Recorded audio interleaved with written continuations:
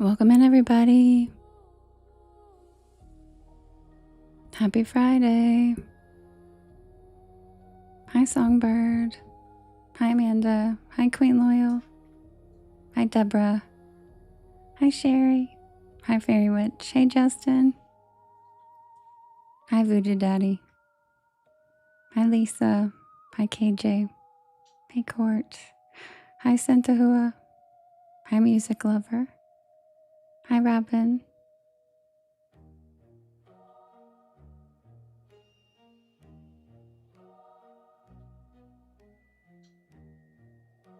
Happy Friday, everybody.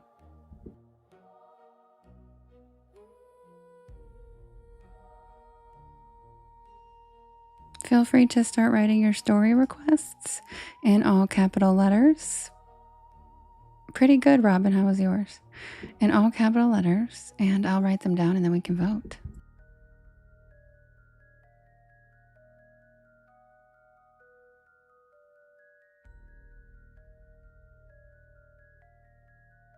Oh my goodness, is your neighbor okay?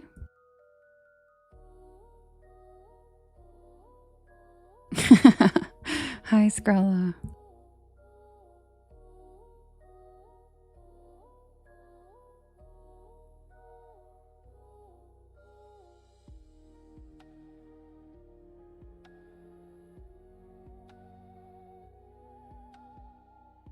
Oh, there's a super fan box already. Look at that.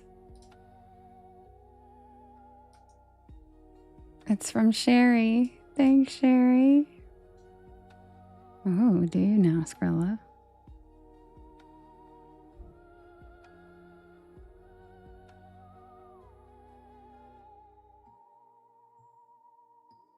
Desiree, you're a really good neighbor.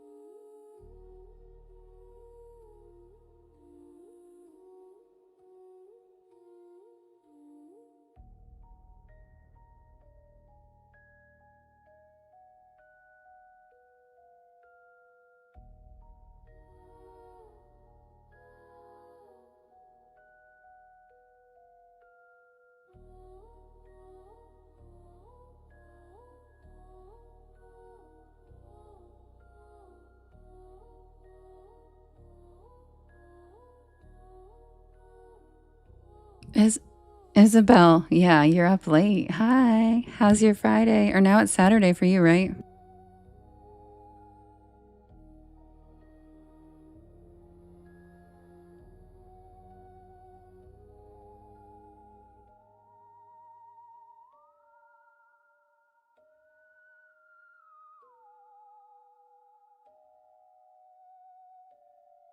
Hi, country kid. Hi, Cassie. How you guys doing?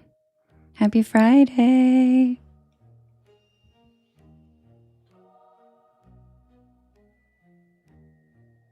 Okay, Isabel, be safe. Hi, Rachel.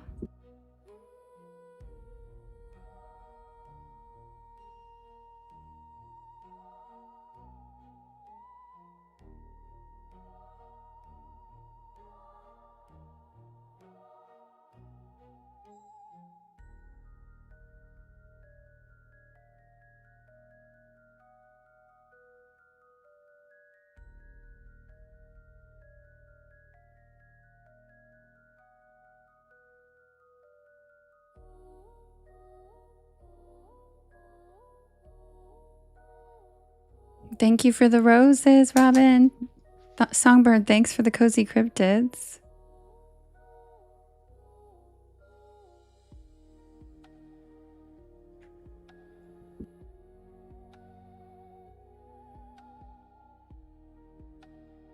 Who won the superfan?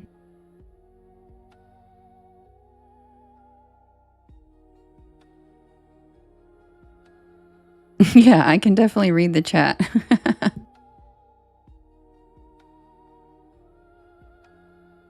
And she is not picking on you.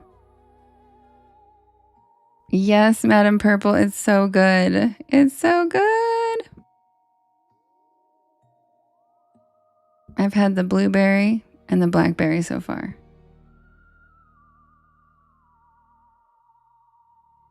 Thank you, Deborah. Hi, Lady Rose. Hi, Nancy. Who won the box? Ooh, I love burritos. Hi, Queen Loyal. Love you. Who won the box? I don't see it in here. Usually it tells me.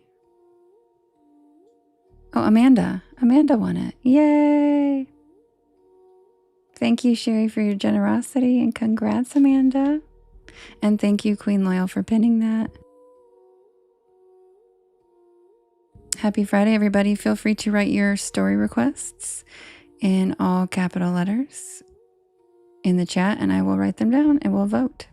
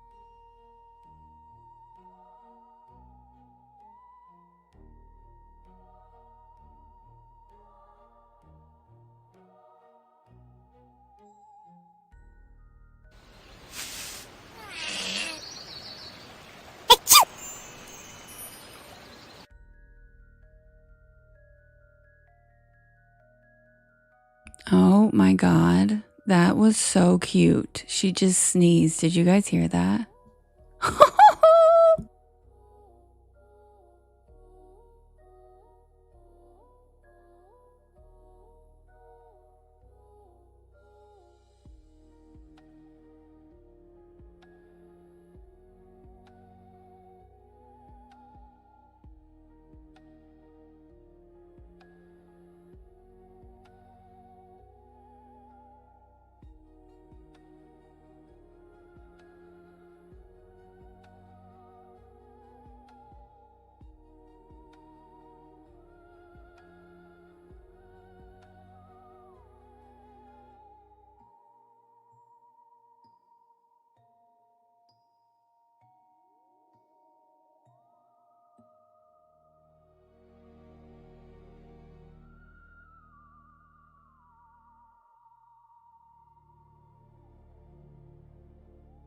Thank you, Songbird.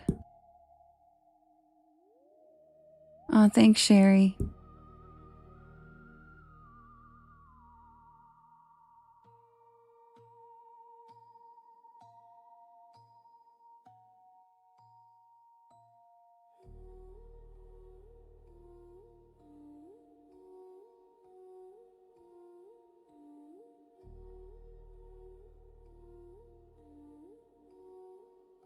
That was so cute.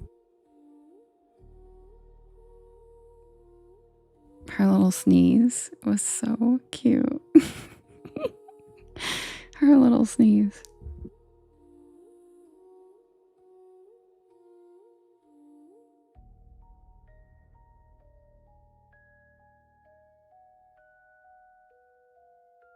Hi, Taylor.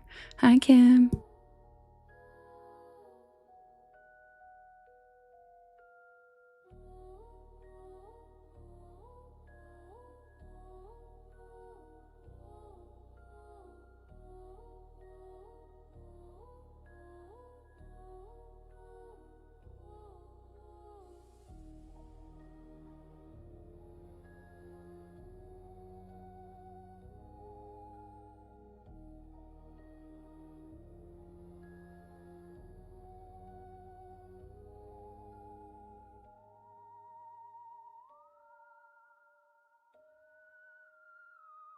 Moon Goddess, you're so cute. Her story request is overproofed sourdough. That's her horror story. Thank you, K-Part. Welcome to the porch. And if you're new here, welcome in. My name is Devin, and this is Porch Lore. And I tell spooky bedtime stories to help you relax your nervous system and fall asleep. And I'm here every single night at 10 p.m. Eastern Standard Time until about 1 in the morning. I do write and record all of these stories myself, and you can listen to them whenever you would like on my YT channel, as well as all of the podcast streaming sites. Big OG, thank you for the follow. Welcome to the porch. Hi, Tina. Also, if you guys could do me a big favor, could you hit that share arrow? And yep, K-Part, I'm on all of them.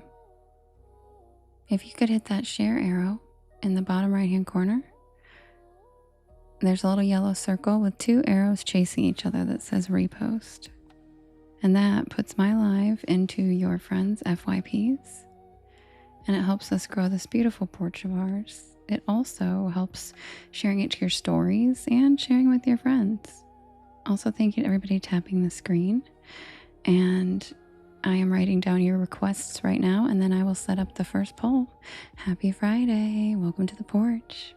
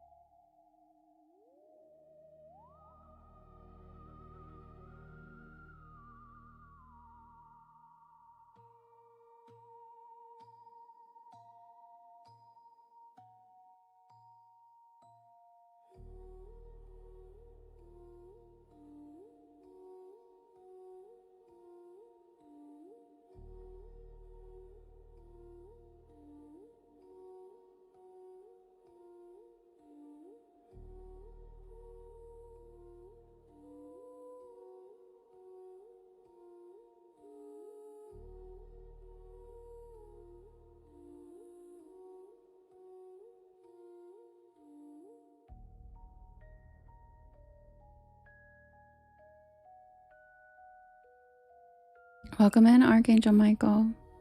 And Skrilla, I got like a couple things down. I didn't get very far.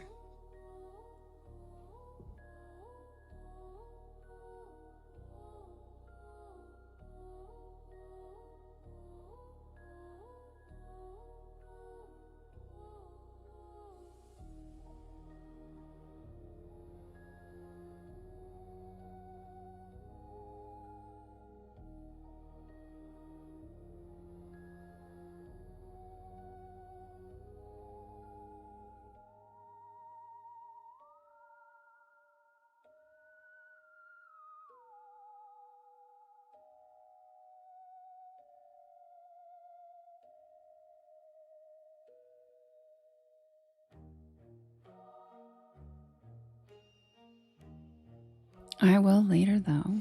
I'll keep reading it. I was so caught off guard by Cancer rising that I had to soak that in for a minute.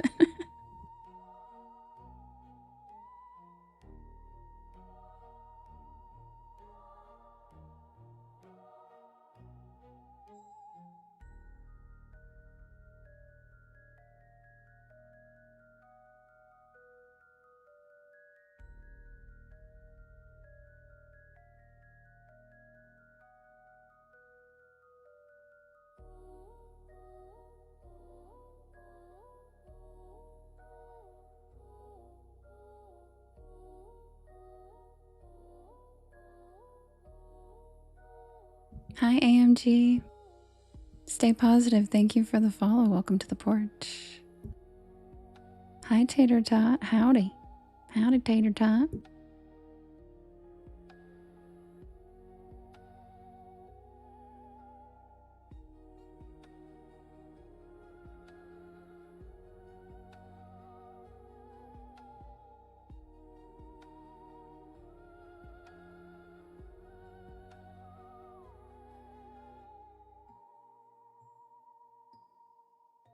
Thank you, Allison.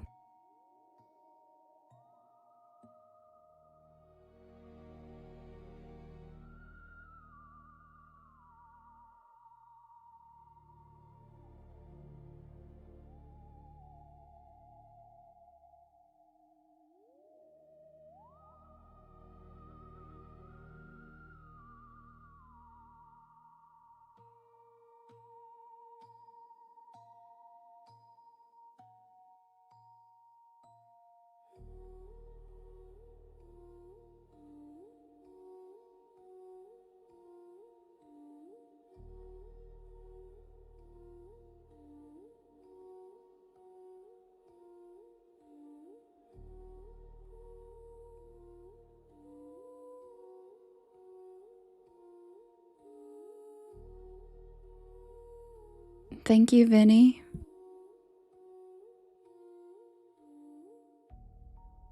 Okay, you guys, the first poll is ready. We have Hug and Molly, the Clover Door, Booger Hollow, the reincarnated World War II pilot, and the Crawl Space. Hi, Holly. Hi, Gwen. For this weekend, Lily, I was supposed to go swimming tomorrow with Ange and Ange. Because now we all, like, it's the Ange and Devin thing. It's been very fun and cute. And so we were going to go swimming tomorrow, but now there's storms coming. So, like, I don't think that's going to happen. So, there's that. Hi, Naristek. How are you? All right, guys.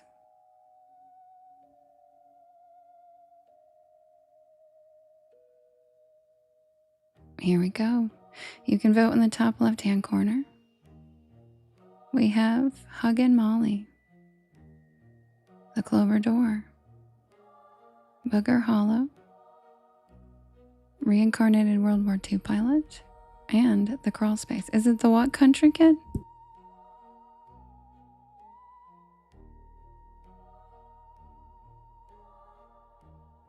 You can vote up to 50 times, and you can vote for more than one story. It's the blue box in the left corner. And if you're on YT, Justin is a sweetheart, and he's my moderator, and he will vote for you guys over on TT if you're on YT and you'd like to cast a vote.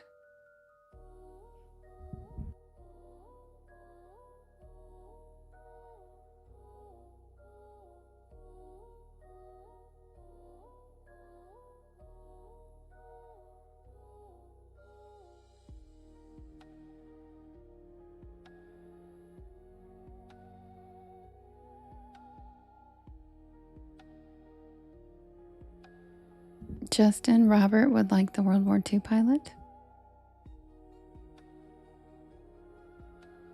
Oh, ADA, that's funny. Now I get it.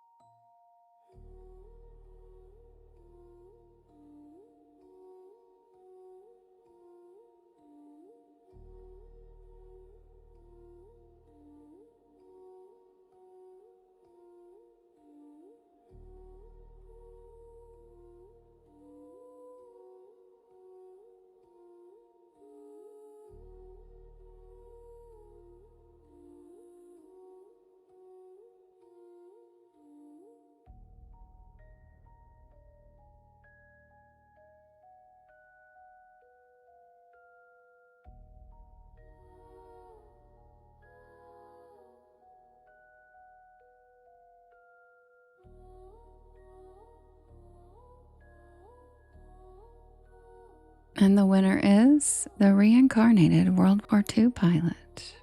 Are you K-Part? So am I. All right, guys, I will be right back with the tale of the reincarnated World War II pilot. And if you guys could do me a favor, if you could hit that share arrow in the bottom right-hand corner, there's a little yellow circle with 2 arrows chasing each other that says repost. And that button puts the live into your friends' FYPs, and it helps us grow our beautiful porch here. And yes, this story is from my Unexplained series. It is not from the Bedtime Stories series. So it's not spooky, it's just unexplained, which are actually my favorite. So if you are interested in reincarnation like I am, I have several like 30-minute reincarnation stories on the Unexplained series on my YT channel. They're also available on all of the podcast sites. But they are definitely, it's a topic I love, and I have about half a dozen stories over there on it. So I'll be right back with that one. Oh man, Country Kid, damn it. I keep forgetting the Hope Diamond. Okay, hold on. I'm gonna get my like outside of my notebook to-do list, not my like live notebook, and I'm gonna write it on my to-do list. Are any cute like me? What do you mean? What do you mean, Scarla? Okay, out of the notebook, we're in my daily to-do list, okay?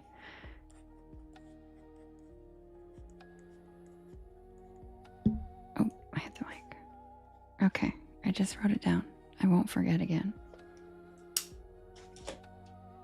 Oh, the stories. The Menahuni are pretty cute. You love that sound of me writing? And my clicky pen, yeah. My clicky pen. I know, he's not the only one that's requested I transcribe the Hope Diamond. I just keep forgetting.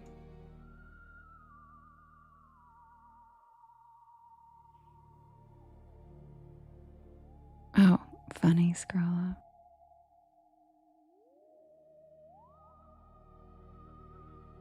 Alright guys, I'll be right back with the reincarnated World War II pilot.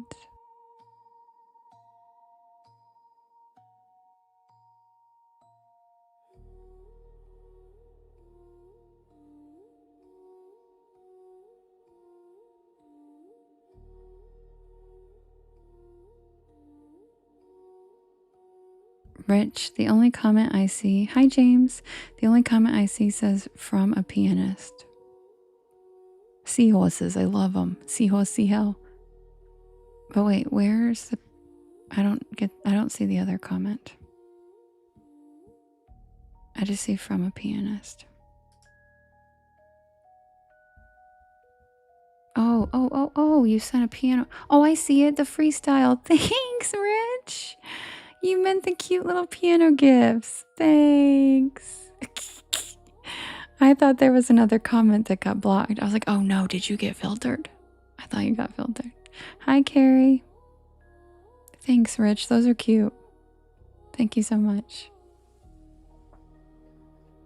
Oh, Kusan, thank you for the rocket. I love that one. It's so funny. It's like, pew. Okay, guys, I'll be right back with the tale of the reincarnated World War II pilot. Yeah, I love how Fairy Witch likes it as much as I do. I'm king of the trees. I'm the tree meister. I rely on them.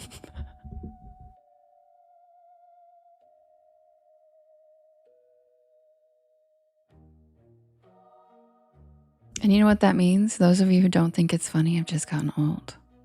Because she's 14 and she thinks it's funny. So that shit is still funny to teens.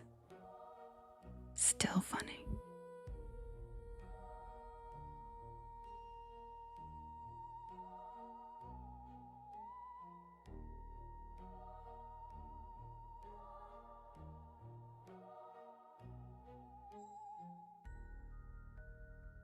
And yep, Justin, I didn't say any names, but I meant you.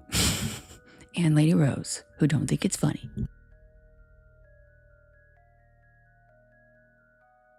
That's okay, Rachel. We all have our days, girl. We all have our days. You're allowed to be grouchy here. You're allowed to be cool here. You're allowed to be it all.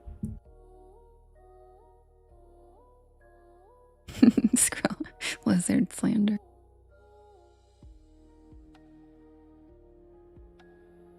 Oh, Amanda, are you in for a treat? Give it a Goog on YT and look up drinking out of cups. You will see a lizard in a headdress and you'll be like, that can't be it. It is. It sure as shit is. Just sit back and take it in, because I realized all the things I quote, nobody in here knows what I'm talking about, and I was like feeling really stupid. So now I'm gonna make you guys all watch the stupid videos so I don't feel so stupid. And so when I do the seahorses, I love them and those kinds of things. That's all from one video that was one of the first viral videos ever on YT, and it's worth a watch. But a couple people in here don't find it as funny, and I feel like I thought it was a like you had to be there kind of thing, but then no, because Fairy Witch loves it, and she's a teenager, so it is still funny. To some people, Justin. Anyway, check it out. It's funny. And I have no idea. I can't explain why it's funny. It's stupid as hell, but I just find it funny.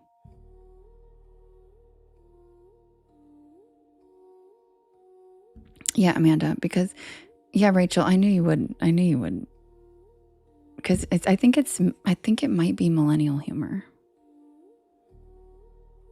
But no, because Fairy Witch likes it. So I think it's just I don't know. I don't know why it's so funny. I think it's the way he words things too. Like, look at those things. I mean, it's just funny.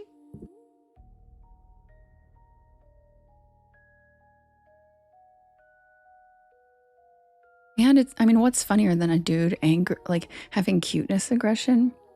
Like a Guido having cuteness aggression at seahorses. I mean, come on. It's so funny. He's like, I love them. Like, it's so cute. I don't know what that is, Skrilla.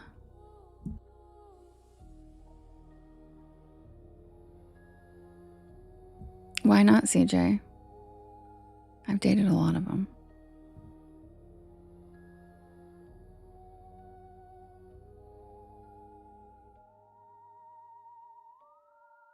Wait, CJ, do you take personal offense to that? Are you Italian? Wait a minute, are you Italian?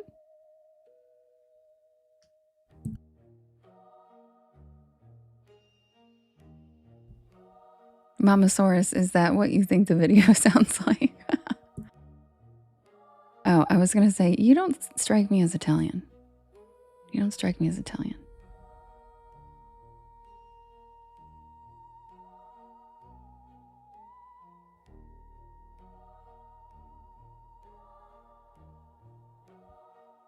Oh, of course, Mamasaurus. I'm glad I can help love you. Yeah, I was going to say, we share the same. I was just going to say, wait, I thought you were German.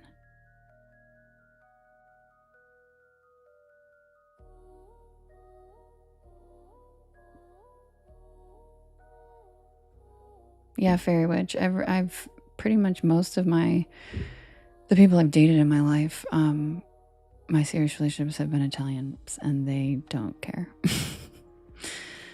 They've never given a shit. They're not that easily offended by things.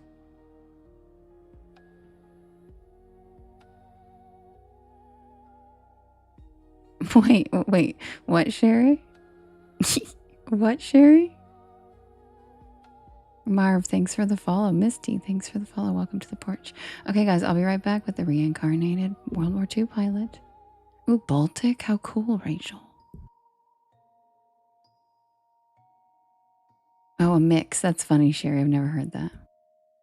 Vinny, see, Vinny, there you go. I should have known with the Vinny and Frankie, but yes, I love Italian people. I get along with them so well. They are like, and not to stereotype or anything, but I just really get along with the typical Italian, like, what's it called? Like a temperament, or what, I don't even know what to call it. Like, I like their realness, and they're very funny. They're usually very witty, And I like they're always very honest.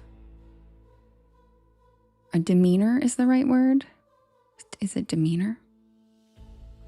Yeah, because there's a stereotype for every single, you know what I mean? There's a stereotype for every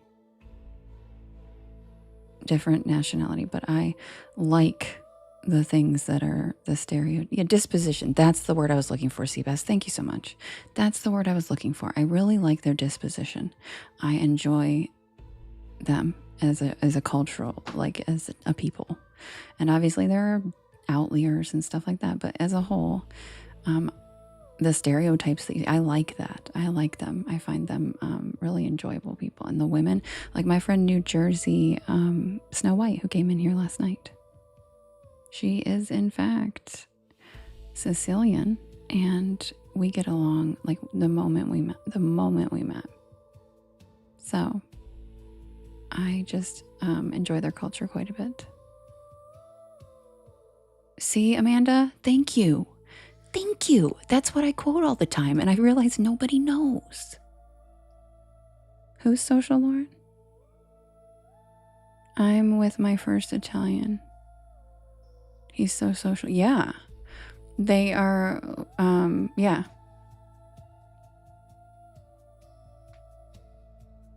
And I don't even mean the men. I just mean their culture in general. Like even my like female friends who are Italian are just really lovely. But also like real. Like you can count on them to tell you the truth. But they also like don't fuck around. Do you know what I'm saying?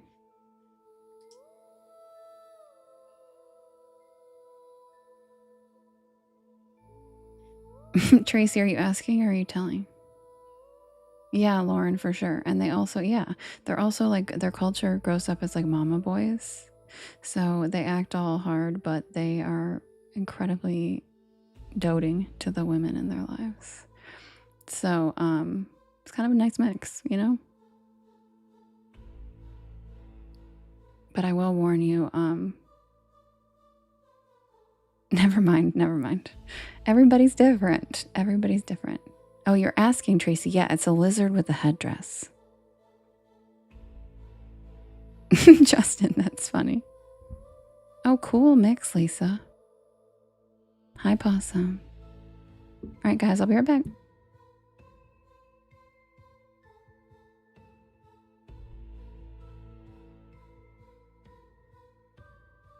Like the New Jersey Snow White, she would literally kick someone's ass, but she like cries over the foxes when they're sick that like she comes and feeds, and like she is literally like just one of the sweetest human. Like she's just adorable.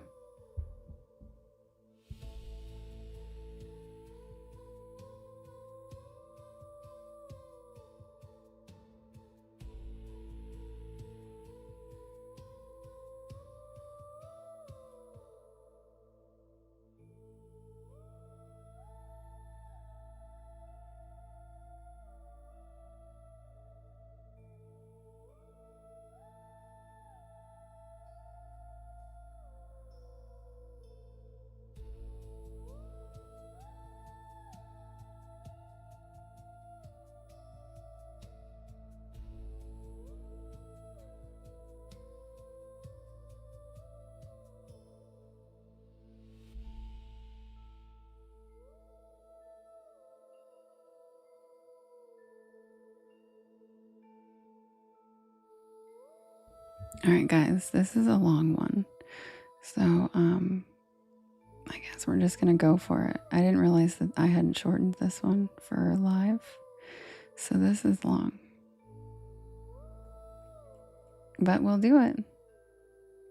Thank you, Ayakona. Thank you, Sherry. Thank you, Neil.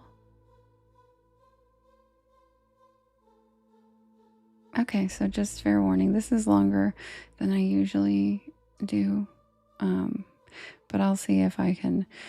Surprisingly, you guys don't realize I do this, but sometimes when we're short on time and stuff, we're getting long, I will trim the story as I'm reading, which is hard to do, but I can sometimes do it if I can piece things together. I can skip whole paragraphs, And but I haven't read this one in a long time, so I don't think I have it like memorized enough to do that.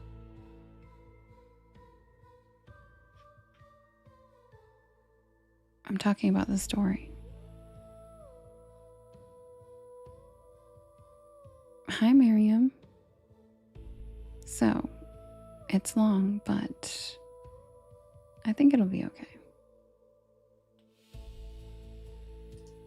Oh, wait, I just got your joke, Skrilla.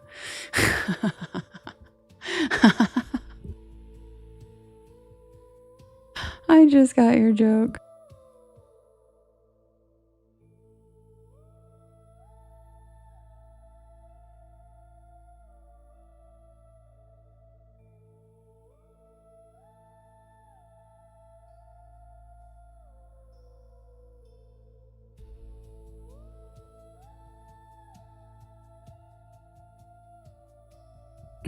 Please, Skrilla, yeah, right. Okay, sounds good. I'll be right back.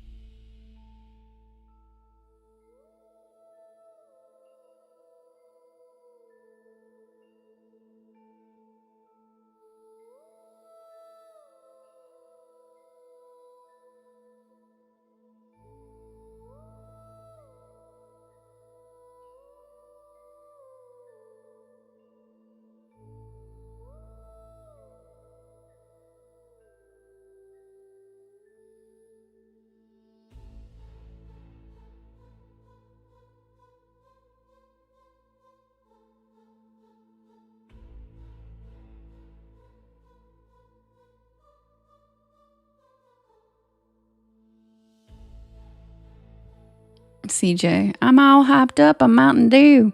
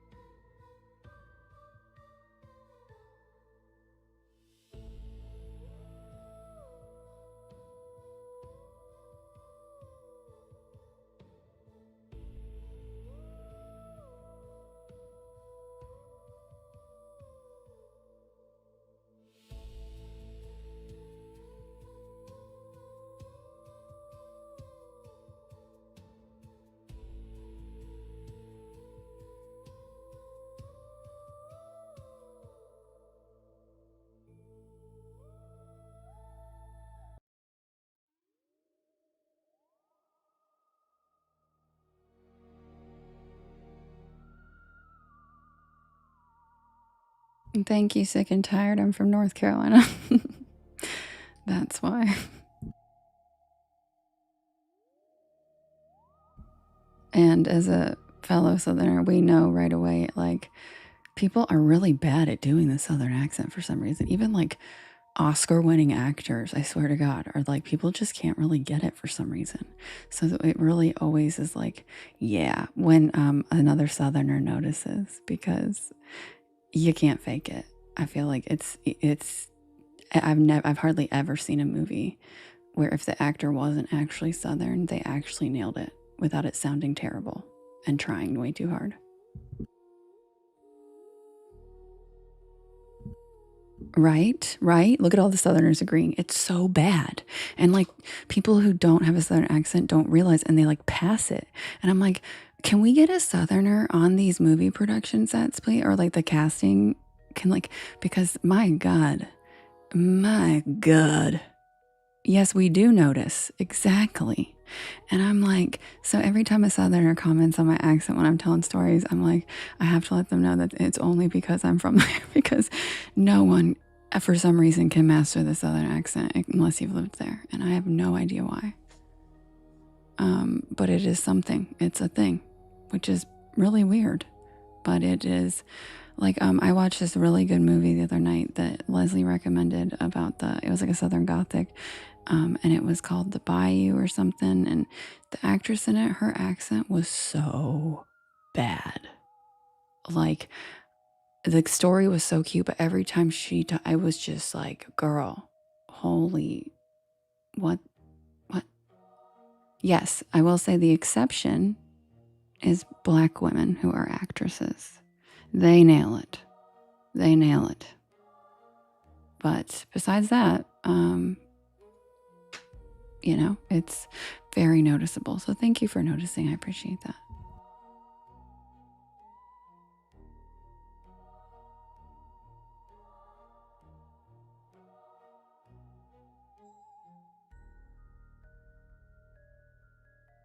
It really does, Sherry. You know the one, Sick and Tired? You know what I'm talking about? The one with what's his name? Jerry O'Connell, right? The brunette chick. Oh my god. What is she speaking? What is she speaking? And the accent is so bad. What they? No, what are you talking about? Where did you get that? We're talking about southern accents. What the hell are you talking about? Do you mean Witchy Wednesday? Tracy, because I like that name better.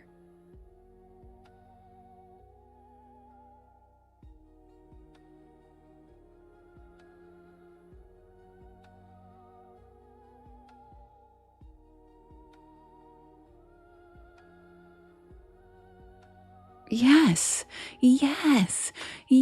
Sick and what is that accent? I watched it the other day and I was like, is she kidding? She's like, well, I don't know, but where you going? And I'm like, is she in the Civil War? Like, what the hell is this act? It's like, yeah, it's like she, I don't know, watched Gone with the Wind to like, I don't know. Worst accent. So take that with a grain of salt because the movie is so good, but her accent is so bad. So bad.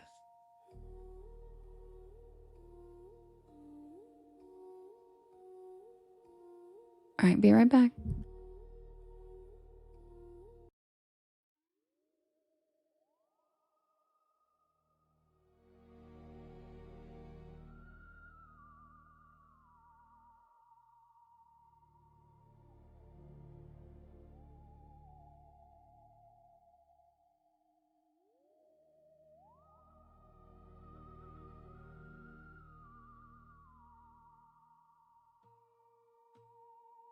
Oh my God, Kim. It was so bad. Like, and like, that's what I'm saying. It's like big actors even cannot nail the Southern accent. I'm like, dude, why is it so hard? But I guess there's subtleties that like, because you guys tell me you hear it slip out all the time and I don't. So there are subtleties I think that it's just like in your tongue at that point that you can't like just imitate for 3 months while you're filming a movie, I guess. I know. They really can, Sherry. That's what I'm saying. They have voice coaches and they can't get it down. That's what I'm saying is I've never heard someone nail a Southern accent that wasn't from the South. Yeah. That's true, Archangelo. It varies greatly. And I will say the hardest ones to master are like Kim was saying, Creole, Cajun, the, Bayou, the deeper South ones. But, well, I will say, okay, I take it, okay, Appalachia is a very unique accent. I will say that. The Appalachian accent that I have is very different than like coastal North Carolina. But regardless, I think it's like a pronunciation. I think they overdo the twang. They try too hard on the twang, like whale, and like that's not how we say really whale. It's like softer. They make it too like bam. And yes, Robin, Appalachian comes from my ancestors, the Scottish, and that's why it's got a weird cadence to it, and that's why we're good storytellers. That's why Appalachians are known for being storytellers. Yeah, the cadence of Creole and Appalachian are both hard, exactly. So that's why I'm like, well, I do take it back because Appalachian's pretty hard. Yeah, it's more gentle. People think everyone sounds like someone from like Alabama because Alabama has a thick, and so does Mississippi, but there's definitely a variety. You're right, Archangelo. Anyway, we could talk about dialects all night. I'm a dialect nerd. One day at a time, thank you for the follow. Like when I lived in Texas, I was fascinated that nobody pronounces H's there. I found that just like so cool. I was like, it's because it's Spanish. It's because of Spanish. I do too, Sherry. I find it fascinating. I cannot do an Australian accent to save my life, though. I'm pretty good at accents overall, but Australian, can't do it. Nar. Nar.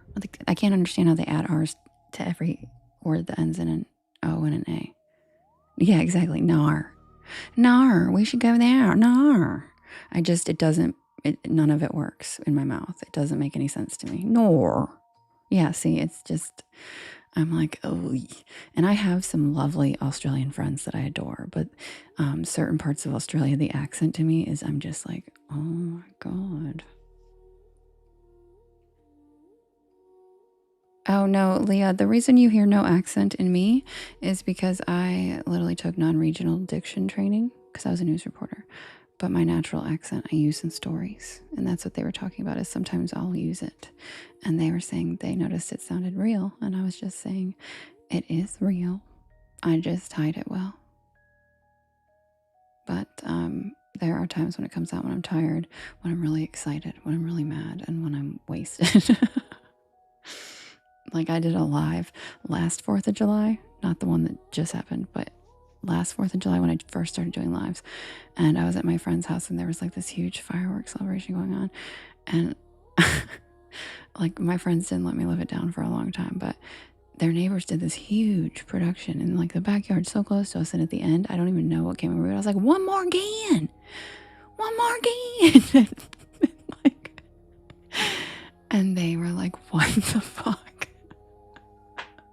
But I got too excited. Yeah, I was like, one more again. And they were like, what did you just say? I was like, nothing. Absolutely nothing. I did not say one more again. Yeah, came right on out. Yes, Kim has an accent too. She hides it well. Kim has an accent from like Arkansas.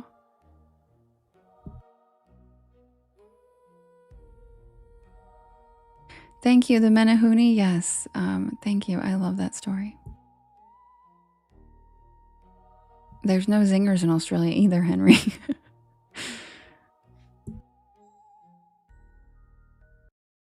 All right. Submitted for the approval of the Porch Pal Society. This is the tale of the reincarnated World War II pilot.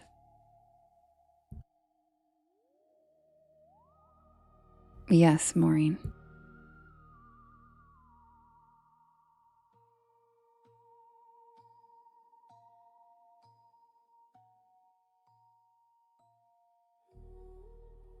My inner voice is like, well, shoot, dang.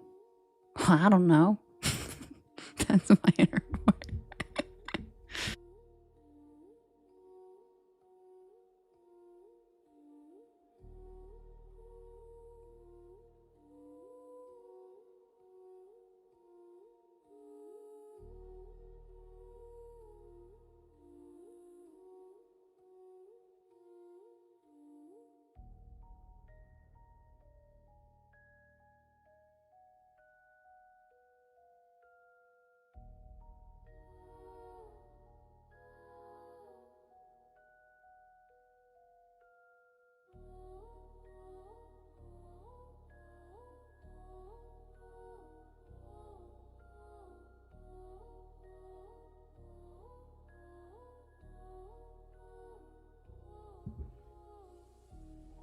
Our story begins with the seemingly ordinary life of a boy named James Langinger. He was the only child of Bruce and Andrea Langinger.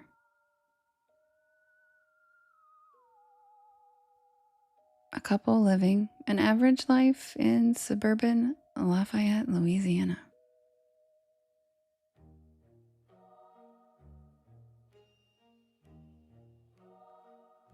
Like many other young boys, James was fascinated by airplanes.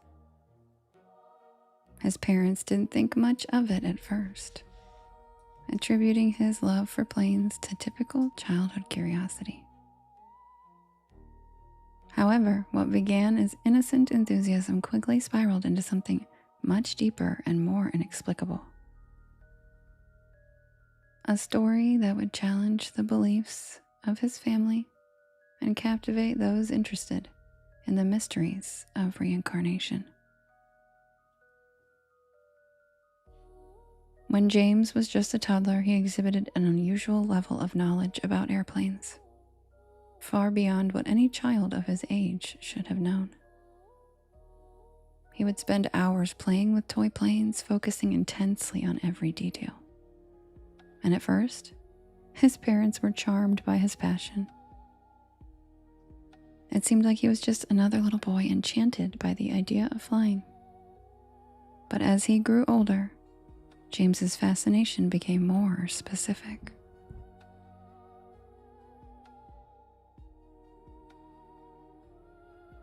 Thank you, Songbird.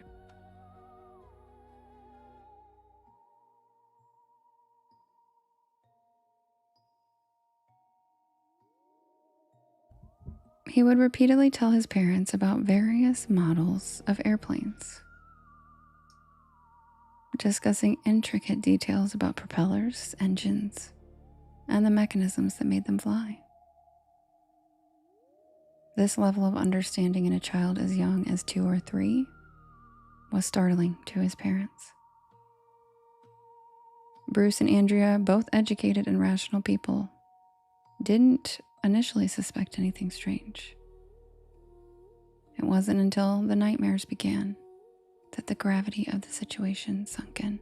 Thank you, Sherry. When James was around 2.5 years old, he began having recurring, horrifying nightmares. These dreams were so vivid and intense that they would often cause him to wake up screaming.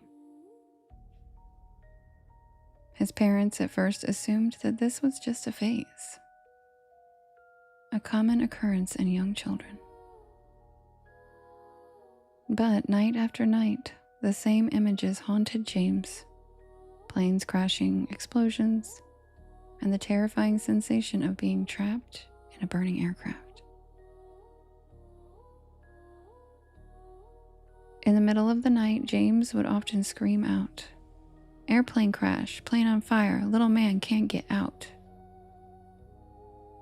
His tiny body would shake with fear, and it became increasingly difficult for his parents to calm him down or even get him to go to sleep.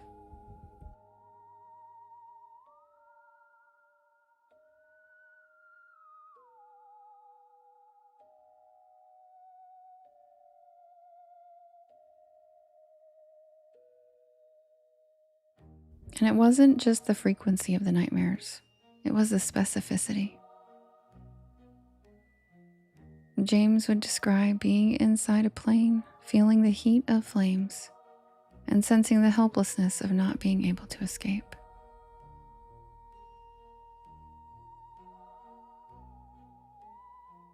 As these terrifying episodes continued, his parents started to dig deeper, hoping to understand the cause of their son's distress. When they asked him about his nightmares, James began to reveal more unsettling details. He told them that he had been a pilot in his past life, and his plane had been shot down by the Japanese during World War II. Now, for a boy who wasn't even old enough to comprehend the concept of war, let alone the specifics of World War II, these revelations were shocking to his parents. The most startling moment came when James gave his parents a name: Natoma. He insisted that he had flown off a ship called the Natoma during the war. This was a pivotal moment for Bruce, who was a skeptic by nature. He had been unwilling to believe in reincarnation or anything supernatural. However, when his son mentioned the name Natoma, Bruce felt compelled to investigate. He began to research World War II, focusing on naval vessels and air battles in the Pacific. And to his amazement, he discovered that there had indeed been a ship called the USS Natoma Bay, an escort carrier that had seen combat in the Pacific theater during the war. Thank you, Maureen. Thank you, Mary. Thank you, Rich. The fact that James at such a young age could recall the name of a relatively obscure vessel that had served in World War II defied any rational explanation. When Bruce asked James if he could remember the name of anyone else from his supposed past life, James responded, saying, Jack Larson. This name would become central to unraveling the mystery of James's memories. Bruce became obsessed with uncovering the truth behind his son's disturbing nightmares. He continued to delve deeper into the history of the USS Natoma Bay, hoping to find some connection to the name Jack Larson. After much research, Bruce found that there was in fact a man named Jack Larson, who had served as a pilot during World War II. Thank you, Rich. He had flown off the Natoma Bay, just as James had described. But there was more. As Bruce continued his investigation, he discovered a tragic story that began to make everything fall into place. One of the pilots who flew off the USS Natoma Bay was a man named James Houston Jr. Houston had been shot down during a mission in the Pacific in 1945 near Iwo Jima, and his plane had been destroyed in a fiery crash. The details of Houston's death eerily matched the recurring nightmares that had been plaguing young James. It was at this point that Bruce and Andrea began to entertain the possibility that their son's memories were not just the product of an overactive imagination.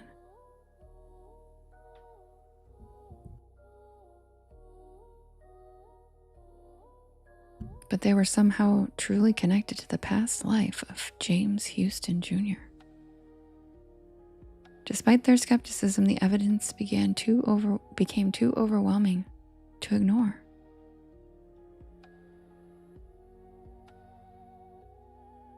As James's parents continued to ask him questions, the young boy began to reveal even more specific details about his previous life.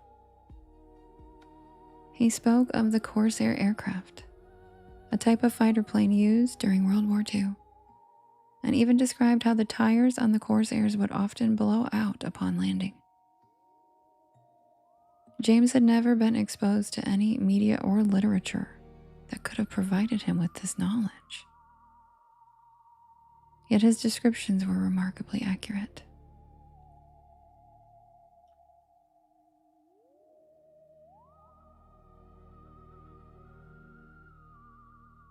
He also recalled details about life on the ship. He talked about the other pilots, the missions they flew, and even the layout of the ship's deck. James began to draw pictures of planes crashing into the ocean and explosions erupting in the background. His parents kept all these drawings, each one a vivid portrayal of the memories James seemed to carry from a previous life.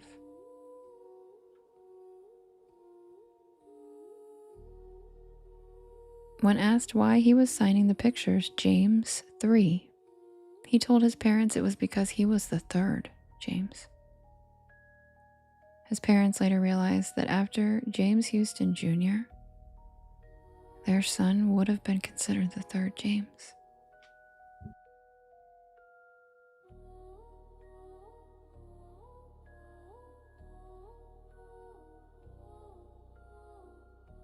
By this point, the Langers had become fully immersed in uncovering the truth behind their son's extraordinary recollections. And in 2003, they attended a reunion of veterans who had served on the USS Natoma Bay. And during the event, Bruce and Andrea were able to meet with several former servicemen, including Jack Larson, the same man whose name James had mentioned years earlier. The veterans were astonished by the details James provided about their ship and their missions. And when Bruce mentioned the name James Houston Jr., many of them nodded in recognition and confirmed that Houston had indeed been a pilot who had been killed in action during the war. The fact that James Langinger, a young boy with no previous knowledge of World War II, could recall these events with such accuracy left the veterans speechless. In one particularly emotional encounter, James Langinger met Anne Barron, the sister of James Houston Jr. When Anne first met the boy, she was skeptical of the idea that he could somehow be connected to her deceased brother. However, James began to speak with her, and he recalled personal details about Houston's life that only someone close to him would have ever known.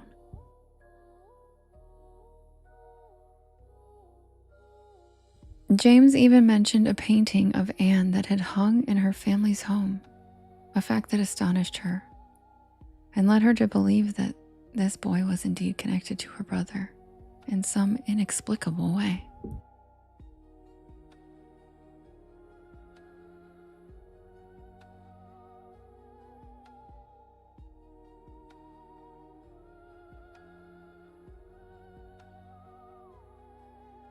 For the Langinger family, the journey of understanding James's past life memories was a transformative experience. What began as a series of disturbing nightmares evolved into a story that spanned decades and connected two lives, separated by time. Shut up, Scroll.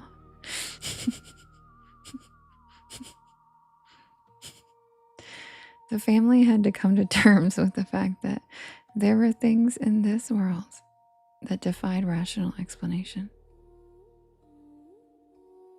James's memories of his life as James Houston Jr. eventually began to fade as he grew older. His nightmares became less frequent, and the vivid recollections of his time as a World War II pilot slowly diminished. But the impact of James's story remained. Bruce had started out a skeptic.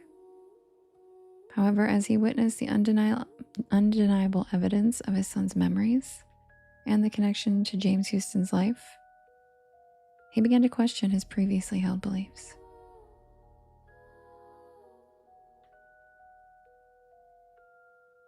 James Langinger's case has become one of the most well-documented and widely studied cases of past life memories in modern times. It has been the subject of books, television documentaries, and scientific inquiry.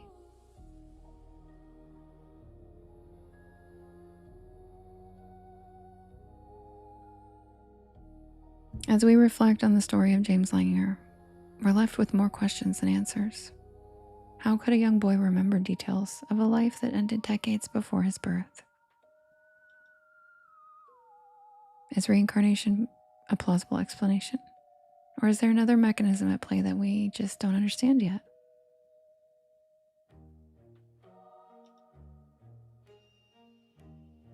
For the Langinger family, the experience was enlightening. It challenged their understanding of reality, and it opened their minds to the idea that life is not as linear or finite as it seems. Whether James's memories were the product of reincarnation or something else entirely, they serve as a reminder that there are forces at work in the universe that remain beyond our understanding.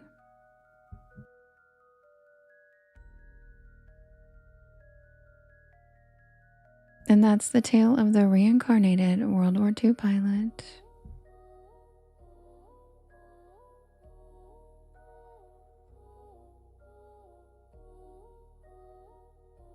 Also, just wanted to tell you guys,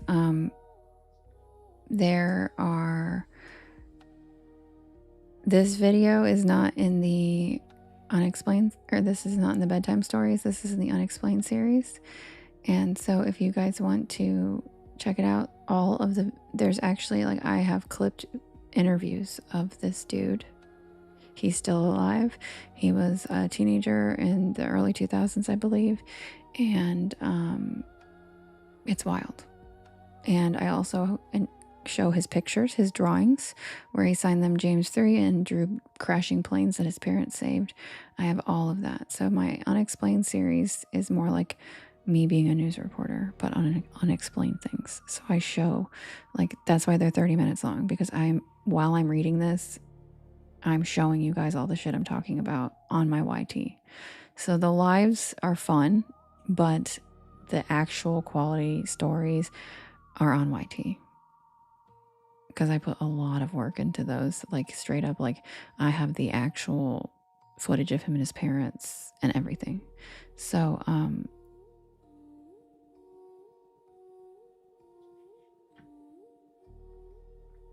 yeah. So, yeah, he's grown now. He's probably in his 20s, maybe 30s now. He's not, like, old.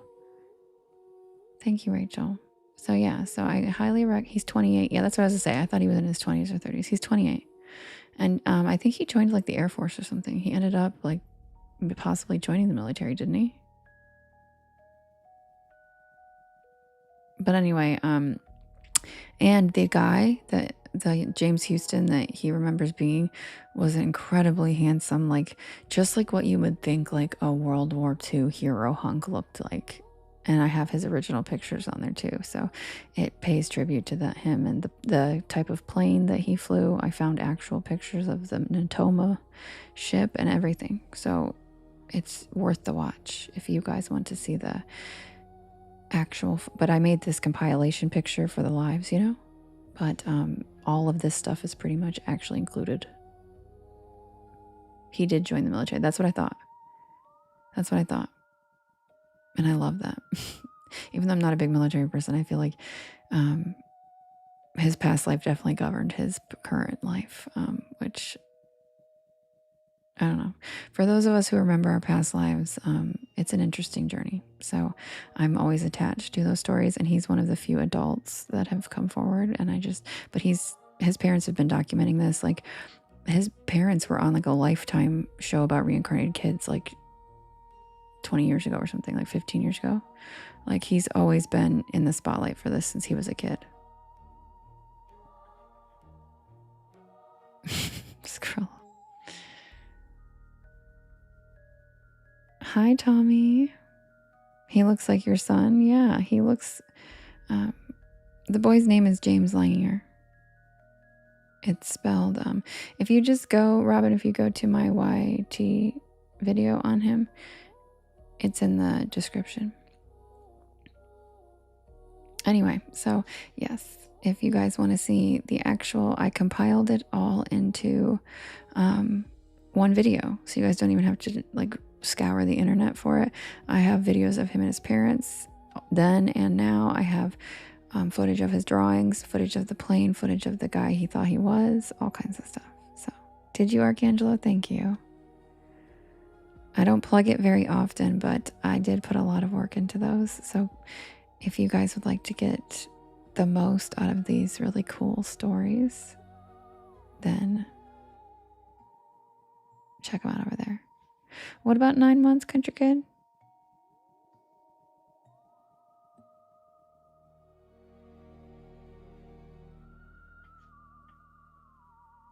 That dog. Thank you, Vinny. I love the dog eating pizza. He's so cute.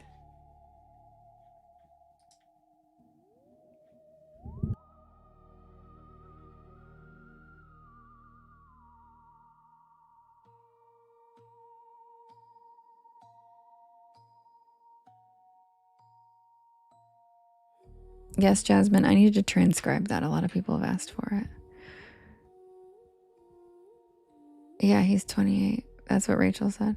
All right, guys, I'm going to set up the next poll and I'll be right back. Happy Friday. Hi, Dawn.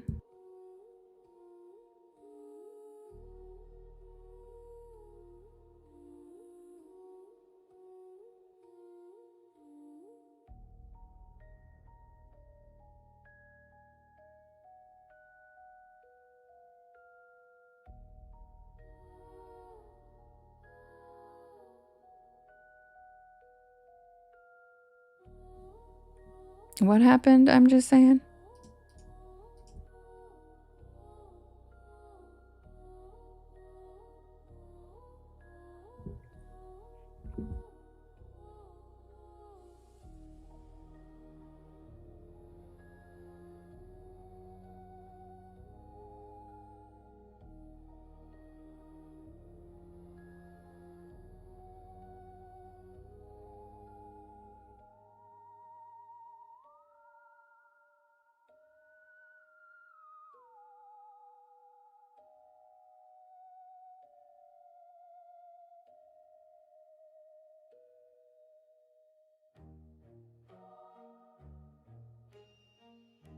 Happy Friday, everybody. Welcome in.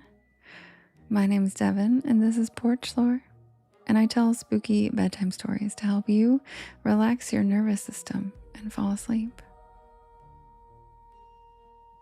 I'm here every single night at 10 p.m. Eastern Standard Time until about 1 in the morning. I do write and record all of these stories myself, and you can listen to them whenever you would like on my YT channel, as well as all of the podcast streaming sites. Just look for Porch Lore and you will find me.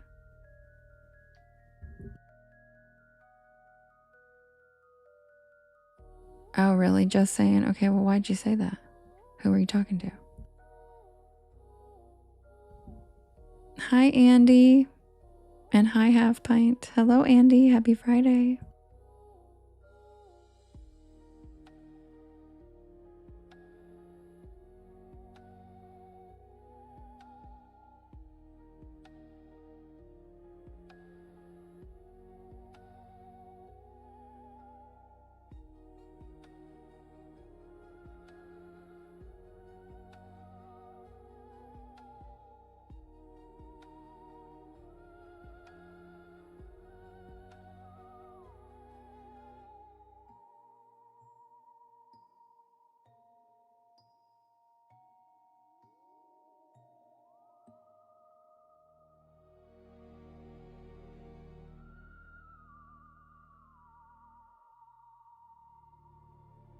Okay, just saying opinion. I fixed it. But be more clear because my mods are just doing what they're supposed to do.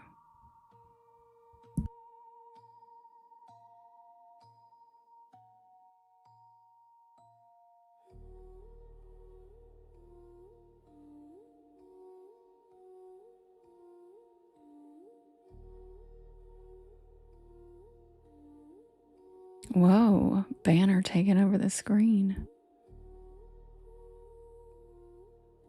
Gigi, I was supposed to go swimming, but it's supposed to rain now, so I don't know. That was the banner. That was my fault. I accidentally clicked the banner to enlarge it, and I didn't mean to do that. So yeah, whoops.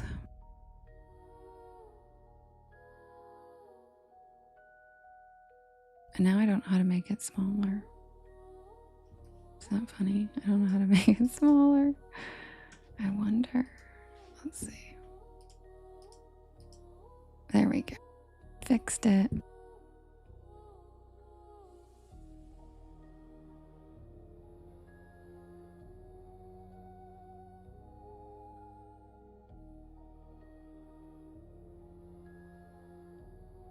Back to normal.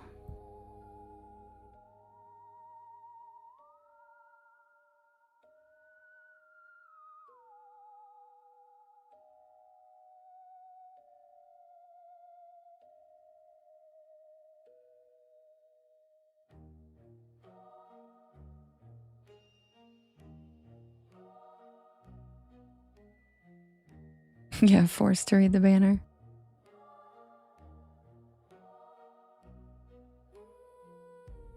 Mermaid. Yeah, the banner was like, read me. Skrilla.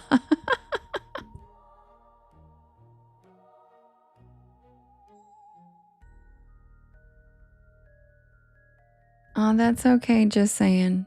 I unblocked you and unmuted you. You're good. You should be fine now.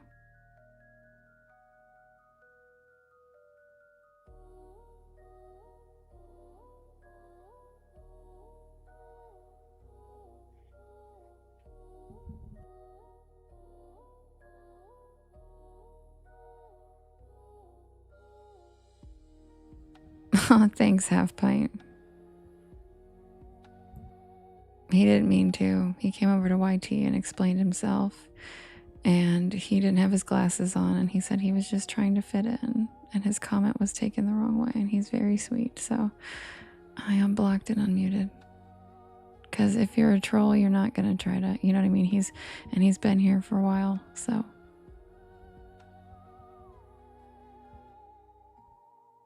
Oh, Country Kid, that's not my old banner. That's the old picture. And it's always down there. Sometimes people notice it, sometimes they don't. It's to trick TT. I can't explain it, or they find out and get mad and give me a restriction, but there's a reason it's down there. Thank you, Jess, for the cute little rocket thingy. Thank you, Justin.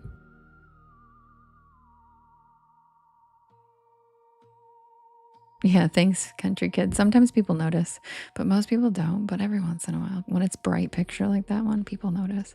But it's down there for a reason, because they get mad at me for not being, you know, for letting you guys fall asleep to the images.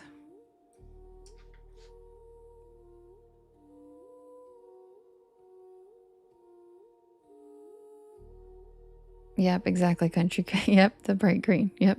Every once in a while, a certain background will catch people's eyes. What do you mean, mermaid? You don't swim in lightning?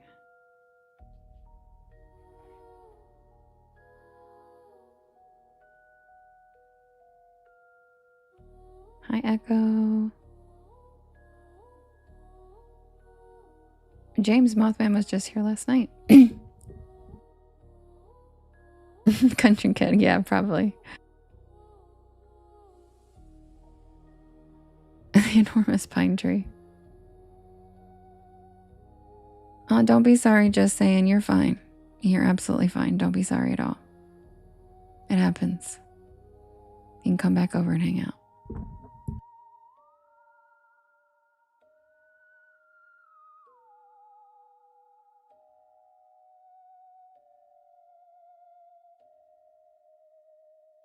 Harley Davidson Caliente here in San Antonio are throwing my nonprofit rescue a fundraiser. That's amazing, Fletcher. Yay, the birdies and the reptiles.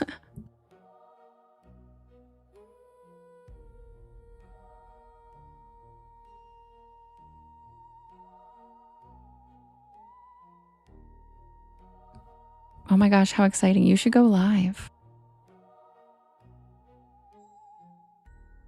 No, I didn't. A dolphin threw a fish at a guy? That's hilarious.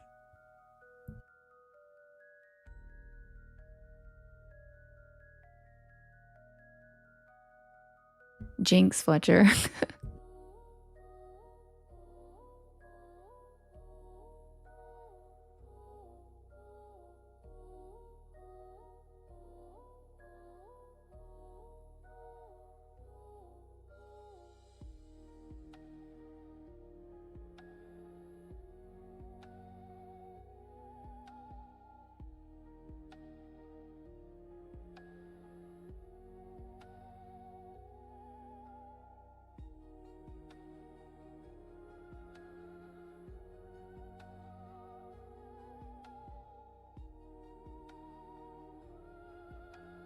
Yeah, then the dolphin laughed. That's fucking hilarious. I love that.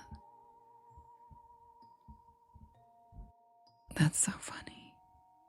I love that. We do like to laugh. We are a giggly bunch. We are a goofy crew.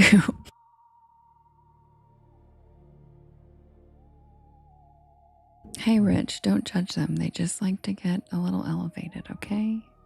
And if it's with a pufferfish, it's with the pufferfish.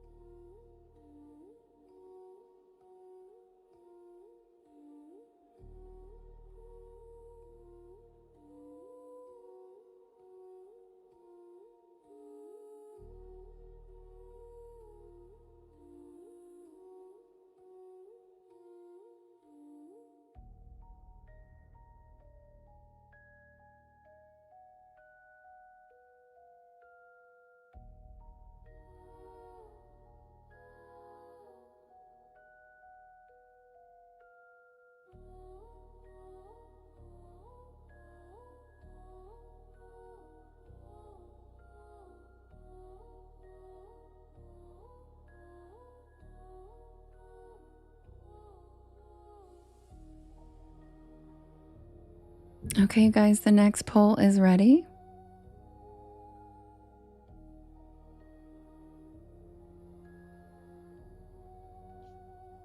All right.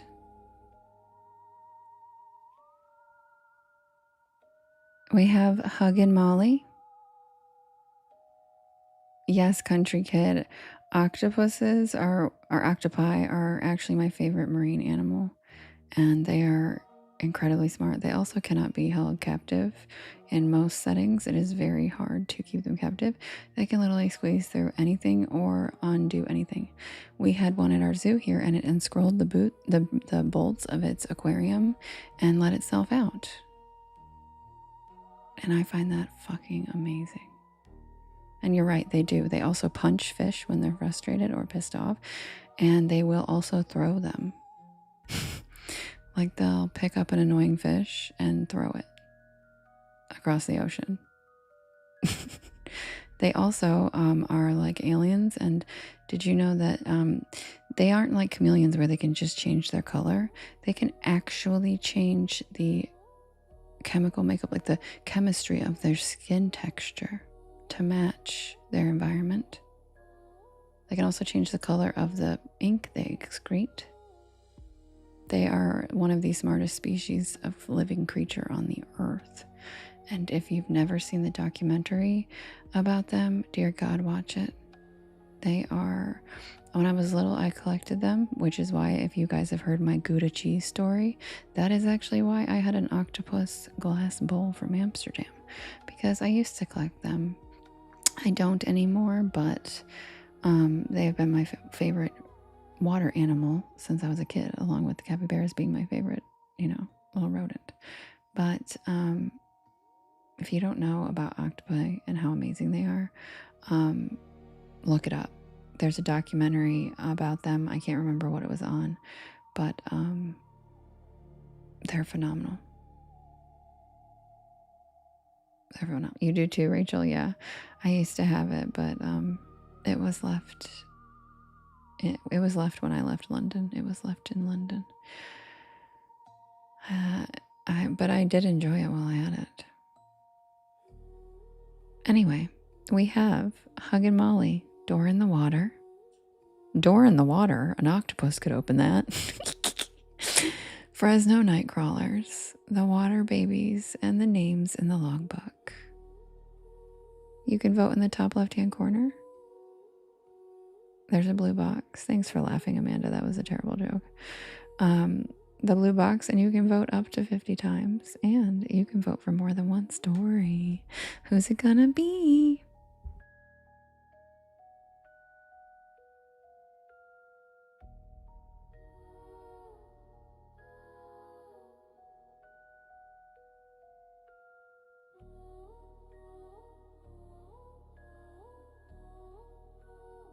I'm always silly. I'm a goofy gal. And I grew up with a dad who's the king of dad jokes. So it rubbed off. And I can't help it sometimes.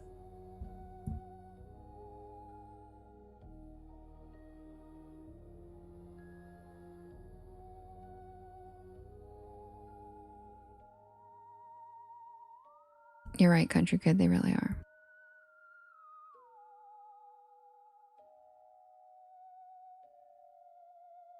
Yeah, it's true. Knock and fire. Female octopus will throw rocks at the males when they're annoying.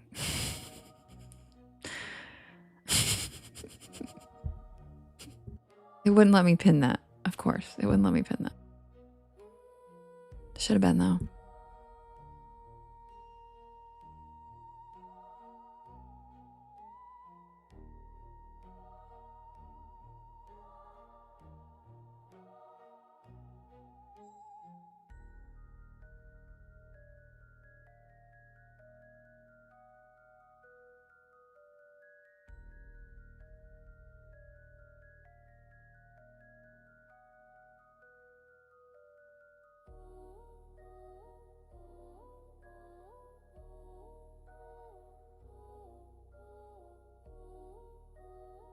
That was a close one. Hi, Jennifer Lawrence. That was a close one. Door in the water is the winner.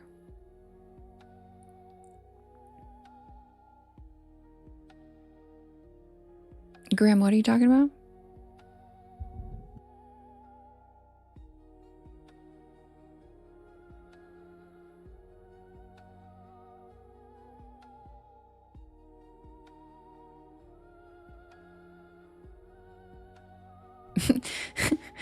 Sick said, I've been hit with a beer before. By the woman that loves you. Oh, Justin, I love that. Hated it or love it. Curtis is on top. He's the winner.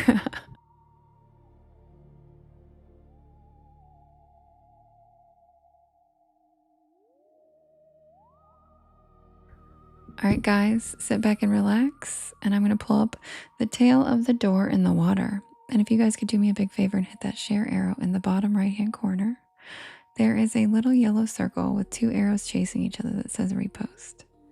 And that puts the live into your friends' FYPs, and it helps us grow our beautiful porch. Grab a beanbag chair, grab a hammock, sit back and relax, check out the shooting stars, and welcome to the porch. Happy Friday. Thank you, Jennifer, for the cozy cryptids. Rich, thanks for the seahorse. Seahorses, I love them.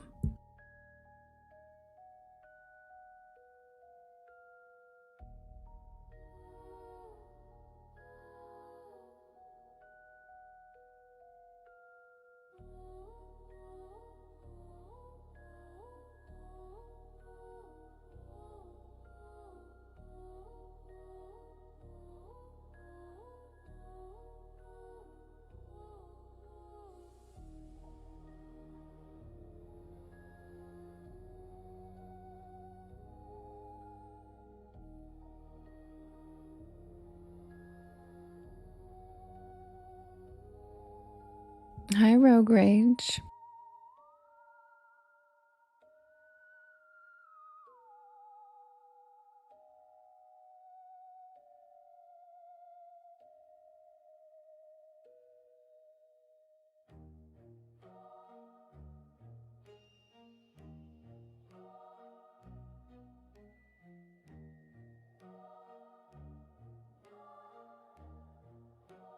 Hi, Lauren.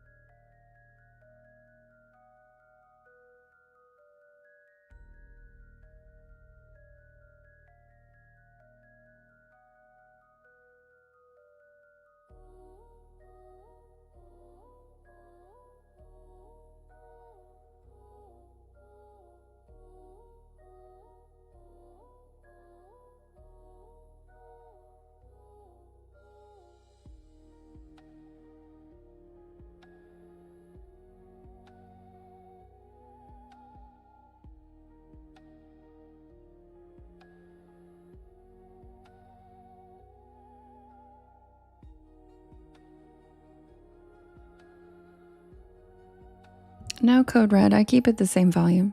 Does it seem louder?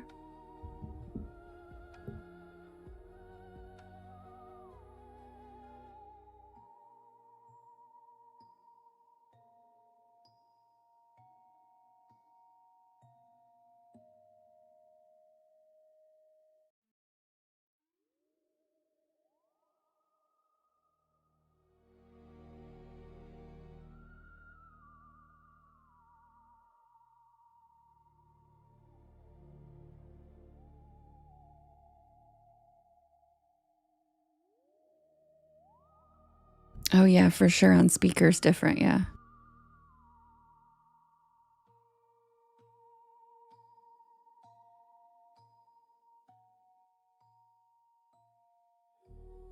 Thank you, Justin.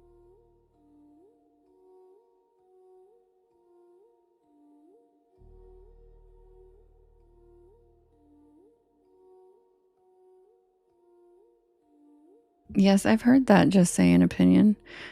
I think it's because I use a third party just restream to go through, and I'll probably start going through YT itself now that I'm not doing it on Twitch anymore. I sound like I'm speaking in fucking code if you even understand anything I just said. Anyway, be right back. Jennifer, thank you for the cozy cryptids.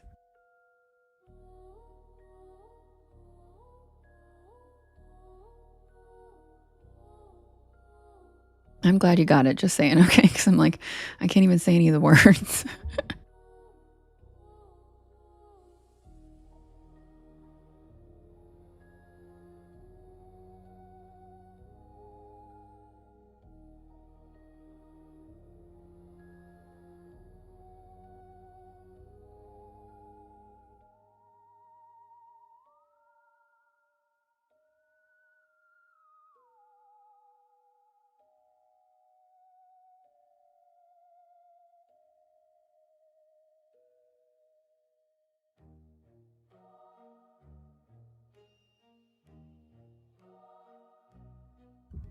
Why does it say no sound detected? Do you guys still hear the background music?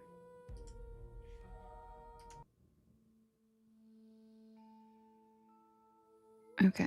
I did that again. I did the same thing last night. Where it says no sound detected. Like, that's not even true.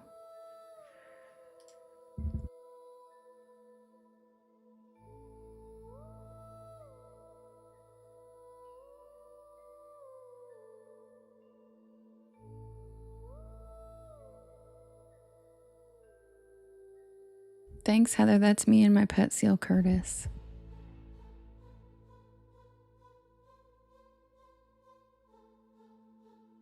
Thanks, Nate.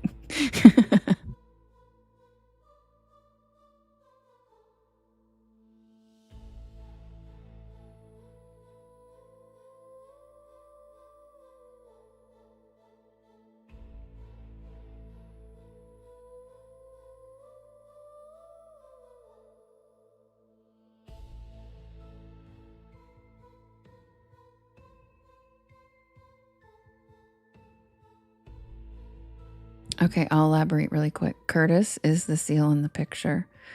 A bunch of people have asked if that's me on the rock, and so I jokingly say, yeah, that's me and my pet seal, Curtis. And then people were like, why'd you name Curtis? And I say, after my favorite philosopher, who is Curtis Jackson. And if you don't know Curtis Jackson and his poetry, give it a goog. Who is Curtis Jackson? And then you'll get it. And then you'll get it. Because joy wouldn't feel so good if it wasn't for pain.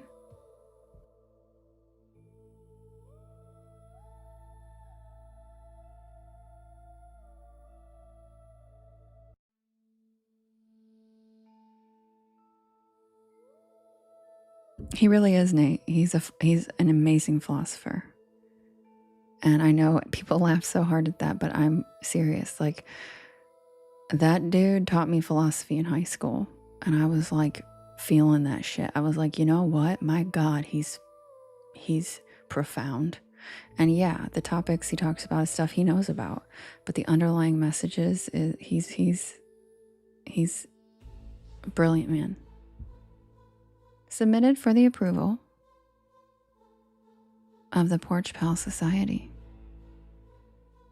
This is the tale of the door in the water.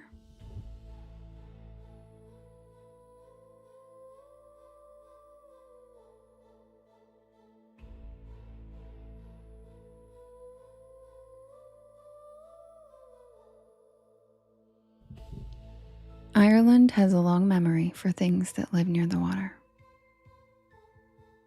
Rivers, lakes, tidal inlets, places where the land blurs into something deeper, have always carried their own folklore.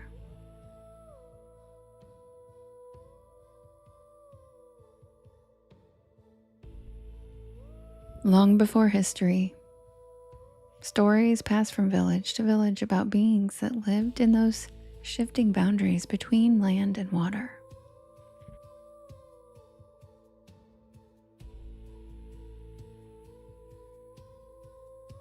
Some were said to be spirits. Others were described as ancient races that existed alongside humanity, but rarely revealed themselves.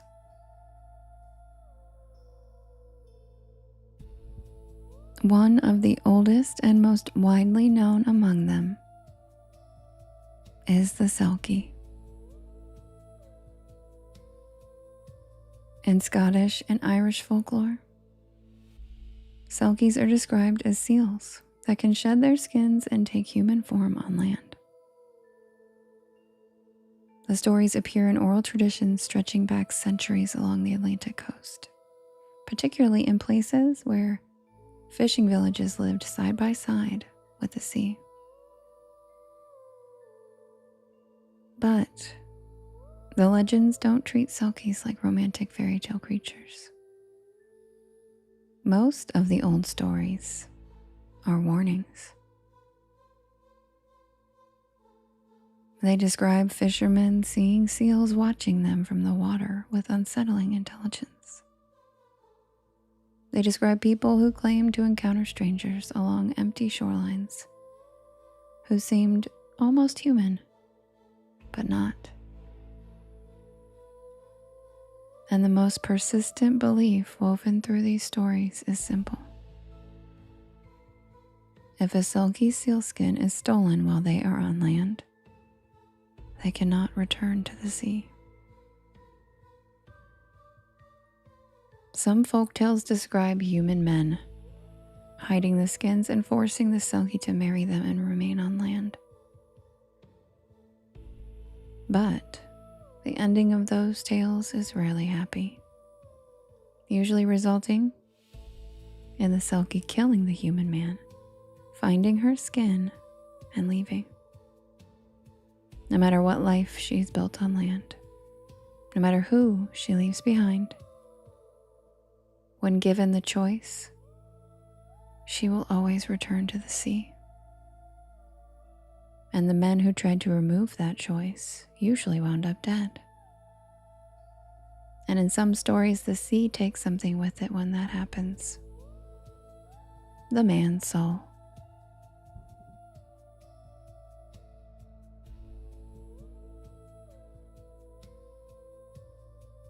Thank you, Jenna. I had been traveling along Ireland's western coastline for several days, working on a series about folklore that still lingers quietly in certain landscapes. The Atlantic coast of Ireland is the perfect place for that kind of story. Cliffs fall straight into cold gray water. Fishing villages sit exactly where they have for centuries. The wind carries the smell of salt and seaweed across miles of open stone. It's the kind of place where old stories don't feel completely separate from the present. Eventually, my route took me to Doolin, a small village perched along the coast, not far from the cliffs of Moher. Most visitors come there for the cliffs or the traditional music pubs. But a few miles north of the village sits a narrow stretch of shoreline that locals call the Seal Strand. It's not marked on tourist maps. There's no sign pointing the way. Just a rough gravel track leading toward the water. I found the place late in the afternoon while exploring the coastline. The Atlantic stretched out endlessly beyond the rocks, gray waves rolling slowly toward the shore. A handful of seals were resting on black stone ledges near the waterline. They watched me quietly as I approached.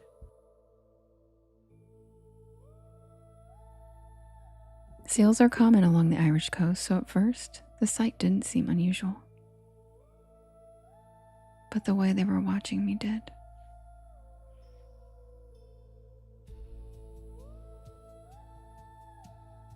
They weren't startled. They didn't slide back into the water like most seals do when people get close.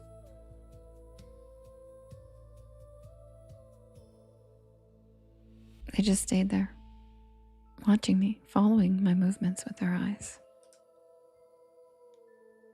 The tide was beginning to fall, exposing long stretches of slick rock that hadn't been visible earlier. Pools of seawater collected in the crevices, reflecting the dimming sky.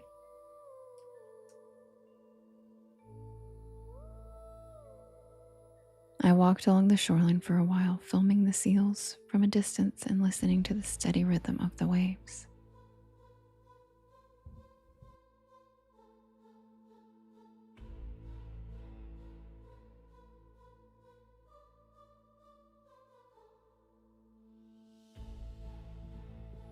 Eventually, the animals slipped quietly back into the water one by one.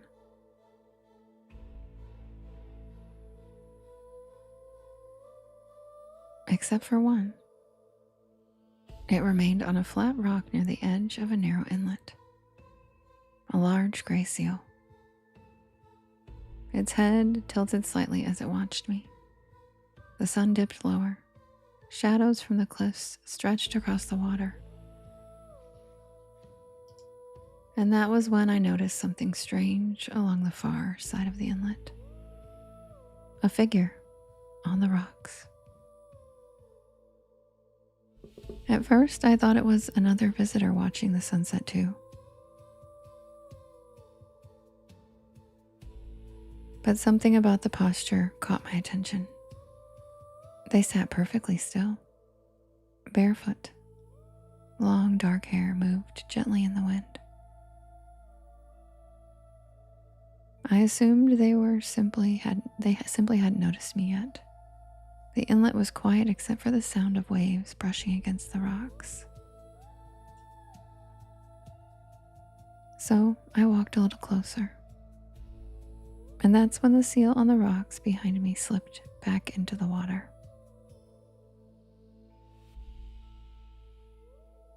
The splash echoed across the inlet. The figure on the far side turned their head and looked directly at me. Thank you, Jess. Thank you, Jenna. Their expression wasn't surprised or annoyed. It was almost as if they had been expecting someone. They stood slowly and stepped onto the wet rock beside the inlet. And that's when I noticed something else.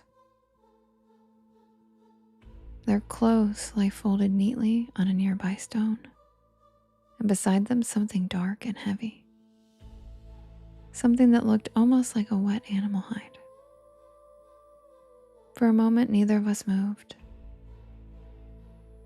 The wind picked up slightly, pushing small waves through the narrow channel between the rocks.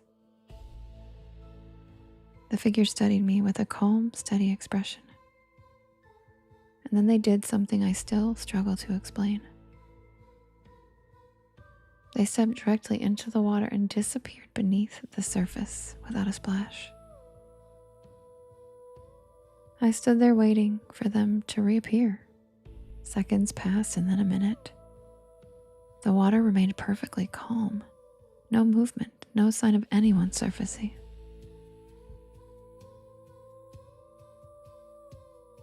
I walked to the edge of the inlet and I looked down into the dark water. The tide had pulled away enough that the bottom should have been visible through the clear surface. But the channel dropped deeper than I'd expected and the water turned black just a few feet below the rocks. As I leaned closer, something moved beneath the surface, rising upward.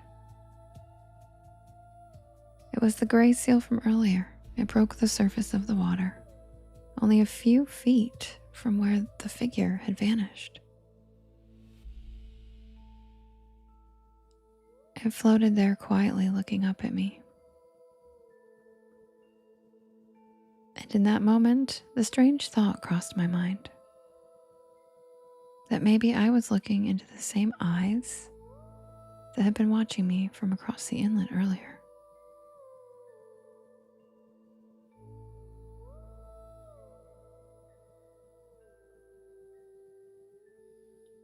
The seal held my gaze for several seconds. Then it slowly turned toward the rock where the folded clothes still lay. I followed its gaze and the hide was gone.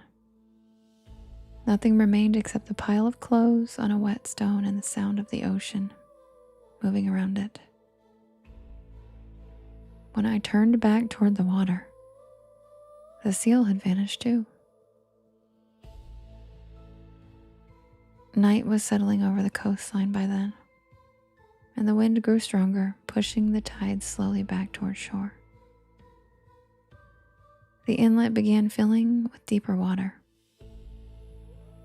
I stayed there for a while longer, trying to convince myself that there had to be a simple explanation. A swimmer, a diver, someone who had slipped away beneath the rocks. But the longer I stood there, the more the scene replayed in my mind.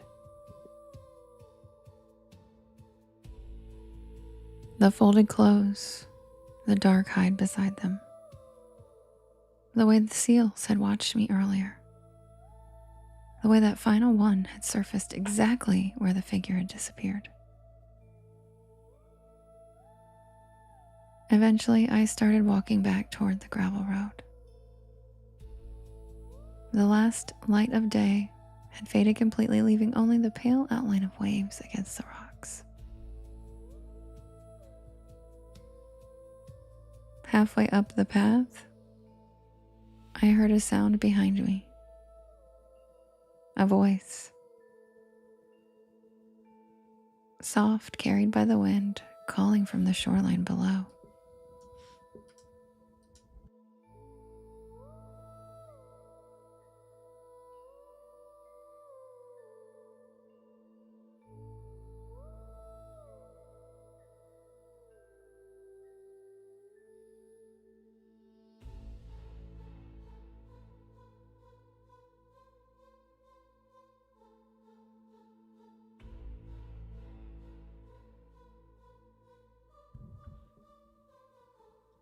I turned. By now the inlet was barely visible in the darkness. But something stood on the rock where the figure had been earlier.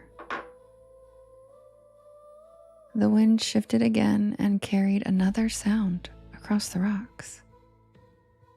Not a word exactly, more like a song. The kind of sound seals make. I stood there listening as the sound echoed across the shoreline. And then another answered from somewhere out in the dark ocean.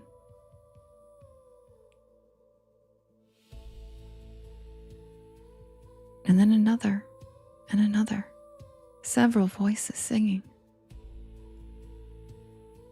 The figure on the rock didn't move. It simply watched the water waiting.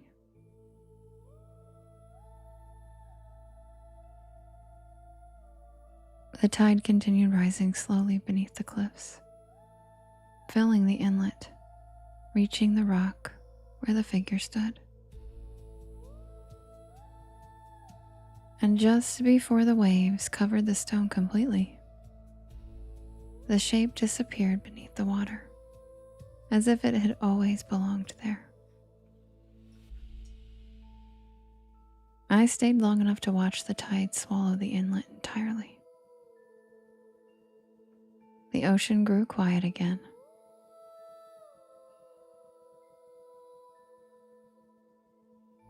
The rocks vanished beneath the dark surface. Nothing remained except the sound of the waves and the wind moving across the cliffs. But as I finally turned back toward the road, one thought kept circling in my mind. In all the old Selkie legends, she only returns to the sea after finding her skin again. And if that dark hide on that rock had really been what it looked like, then the question that stayed with me wasn't whether I had seen a Selkie that evening. That wasn't the unnerving part. The horrifying thought to me was, who was the sick human being that took her skin? And where is he now? And that's the tale of the door in the water.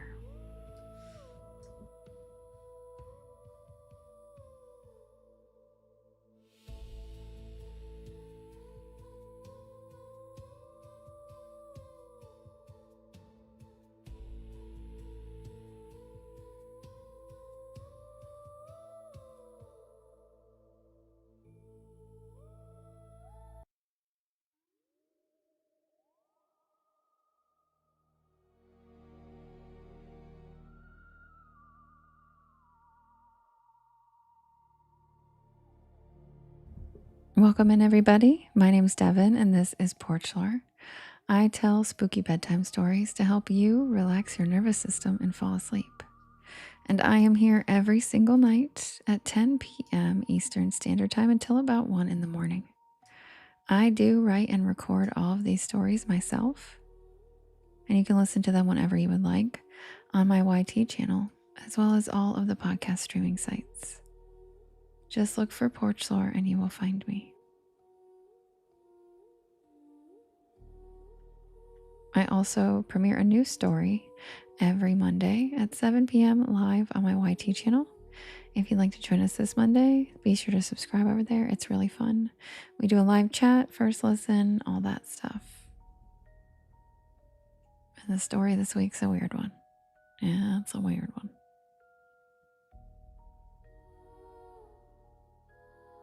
All right, guys, I'm going to set up the next poll and I'll be right back. Grab a beanbag chair, grab a hammock, sit back and relax, and welcome to the porch. Happy Friday.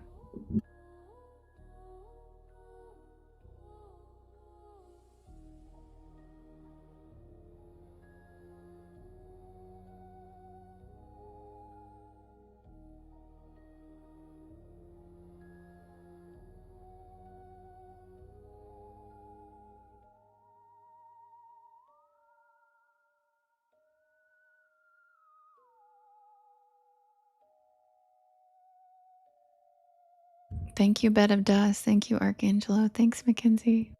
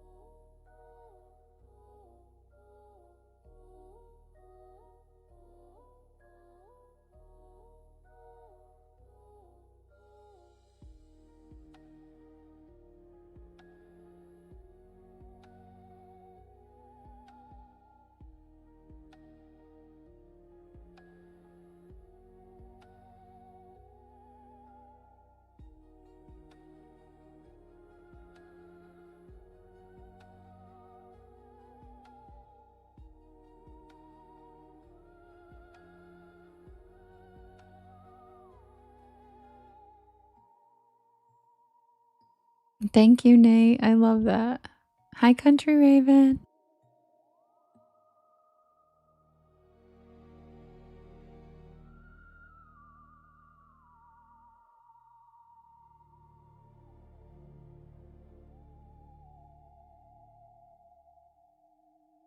All right, guys, the poll is ready.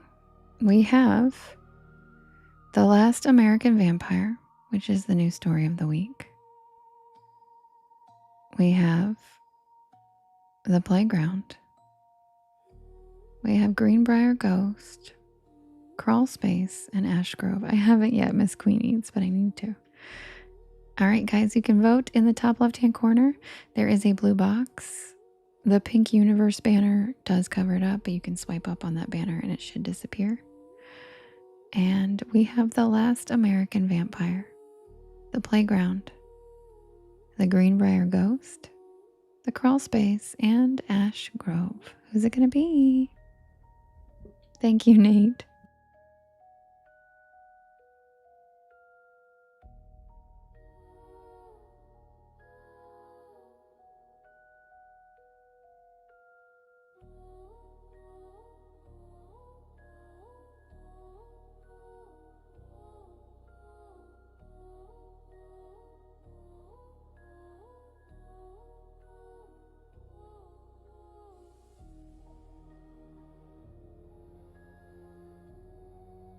Also, don't forget to join us tomorrow on Kim's Live. She goes live on Saturdays. We have so much fun over there. We watch spooky stuff. We cackle. We have a good time. So feel free to join us over there tomorrow. It's so much fun. And she's pretty much the funniest person I've ever known. Sherry sent a super fan box. Sherry, thank you. Thank you for the generosity. Guys, there's a super fan box right next to the poll, but don't worry about that first because you have 2 minutes for that one. The poll is over soon. So yeah, Kim's lives are the best, right, Amanda? She's the best. So feel free to join us over there tomorrow too. A lot of fun on Saturdays. Carmen, why do you keep saying ghost train? Like, why do you keep saying that?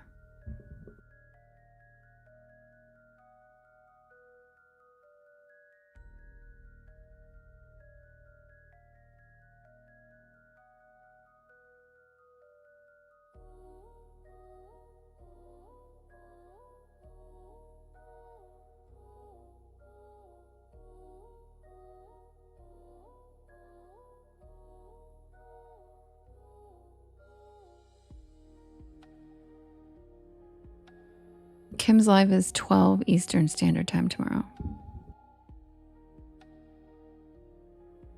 All right.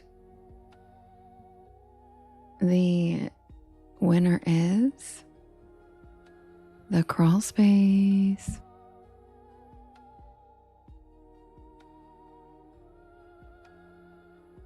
Mermaid, you can prevent that by going into the live when it's not through a feed. Like, go to my profile and go to the live through my profile picture. And then you can't swipe out into another live.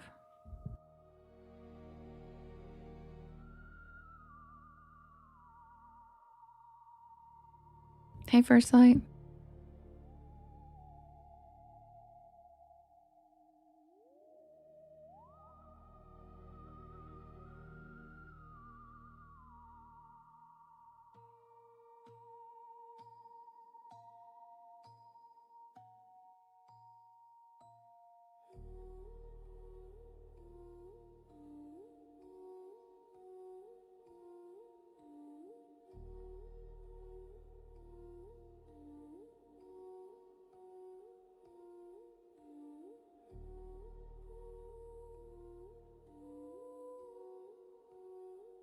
Yeah, it's so much better, Amanda.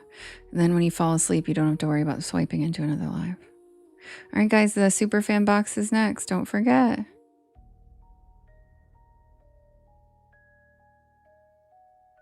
Really, Cassie? That's weird.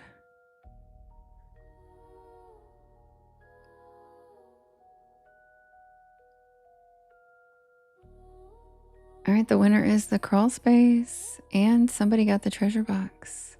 Emily, congratulations. And thank you, Sherry, for your generosity. All right, guys, I'll be right back with the tale of the crawl space.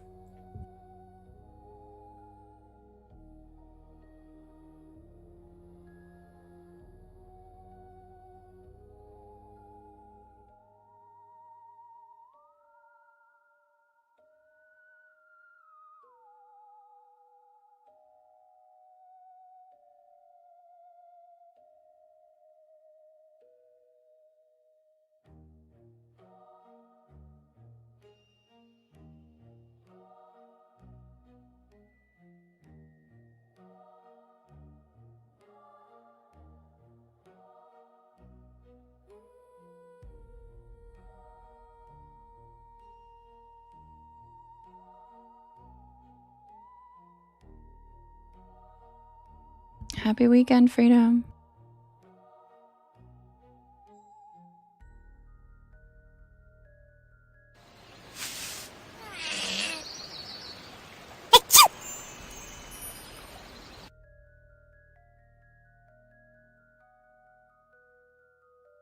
Oh my God. Her little sneeze. Achoo! Achoo!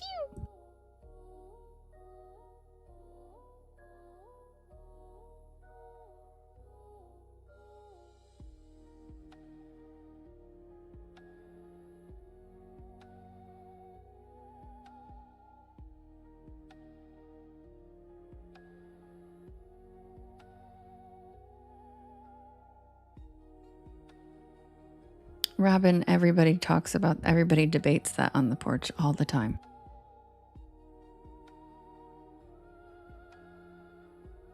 Raven, the stories are voted on, and the ones that win are the ones that I read. So if you'd like that story, you needed to vote for it. It was on the poll 3 times. But I'm very sorry to hear about your sweet kitty. It's like losing a child, and I'm so sorry to hear that. Sending you all the healing love.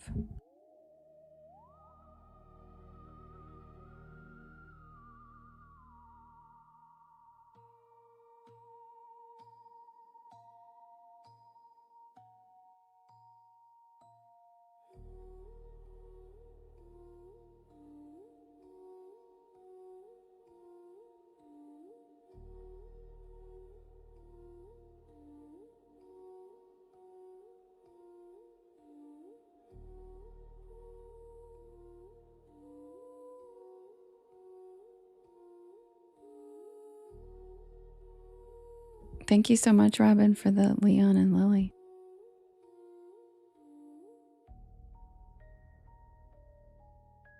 I love guinea pigs. Fairy, I'm sorry. I love guinea pigs.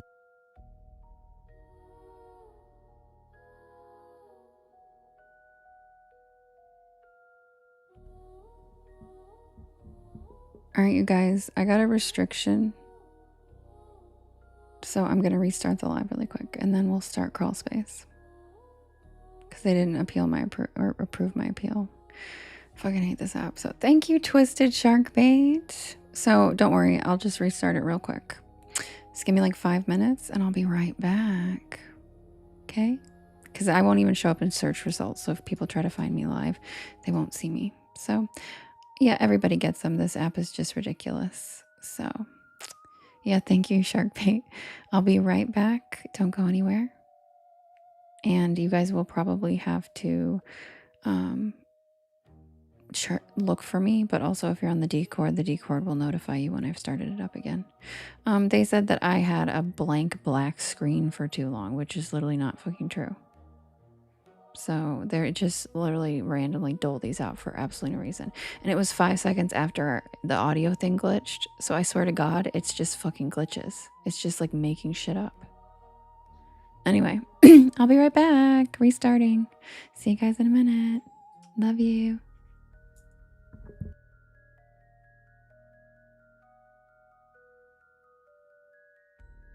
Davina, don't worry. We're restarting the live. Come right back. We're just restarting, okay? Come right back. Over those of you on YT, don't worry, we don't have to restart or end anything because this app is cool. This app isn't annoying as hell. So just sit tight. Sorry, guys.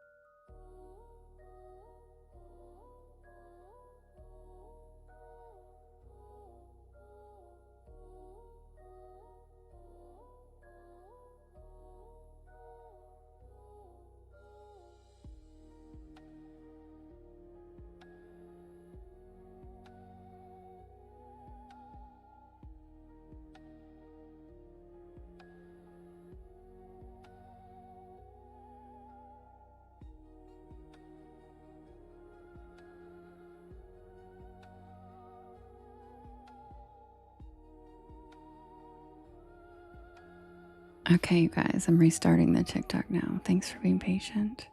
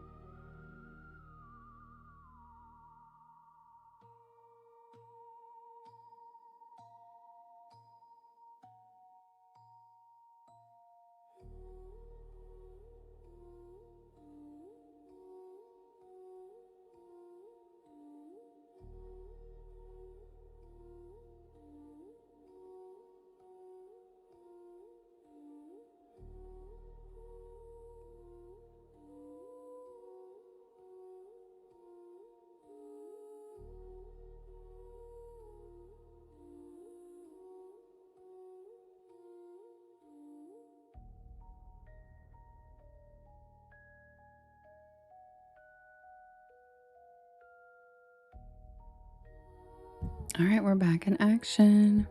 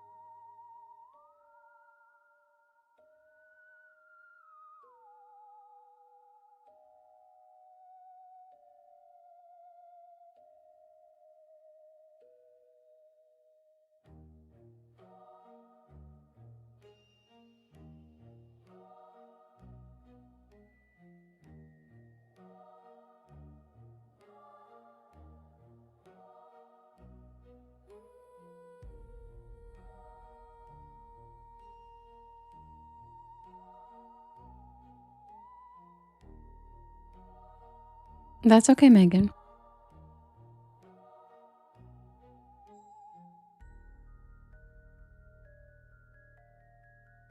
Thank you, Cassie.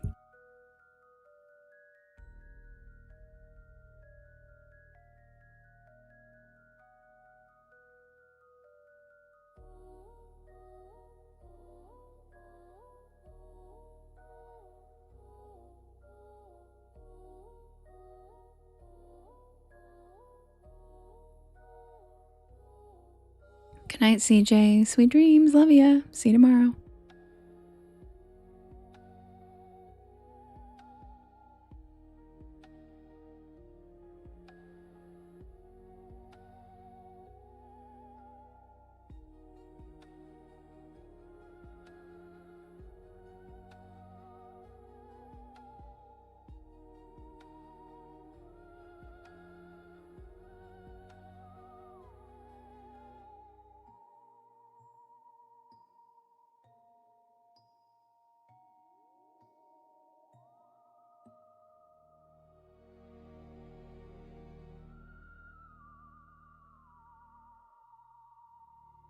We're back.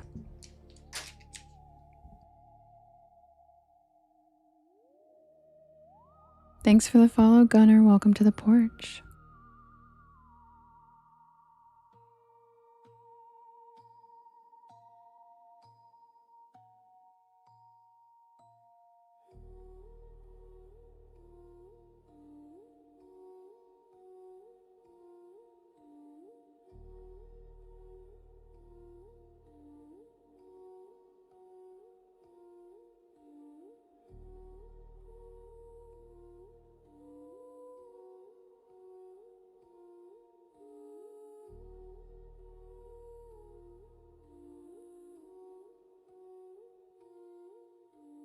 Hi, Leah. Welcome in from Norway.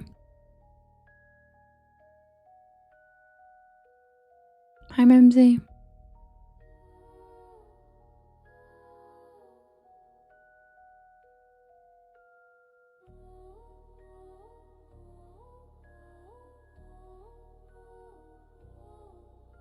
Hi, Glossette.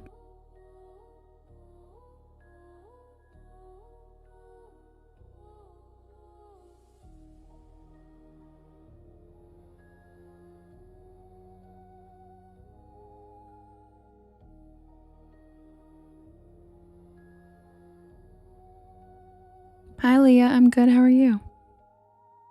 Hi, Harriet.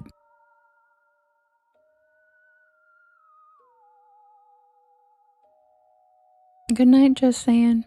Sweet dreams. Good night, James.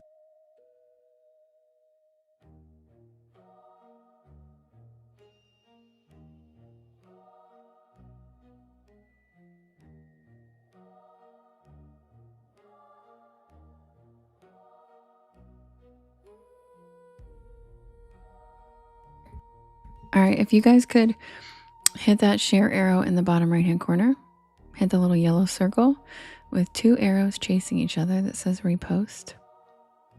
That yellow circle puts our porch into your friends' lives and helps us grow. Yeah, I hear from Paula occasionally. She came in a couple nights ago. She's doing well.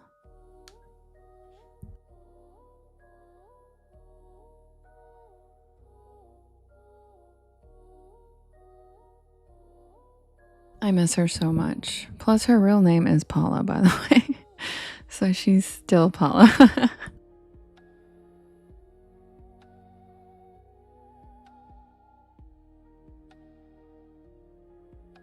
Thank you, Harriet.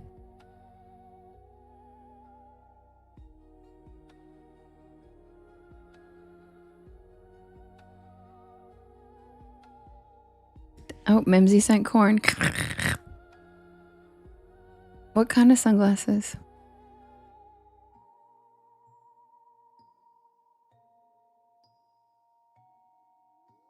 Oh, I will, Leah.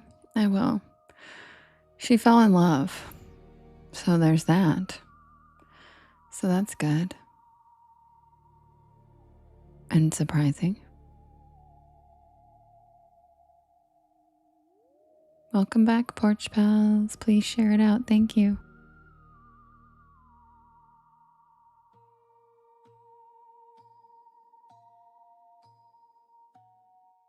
Oh, Justin, I've never seen it.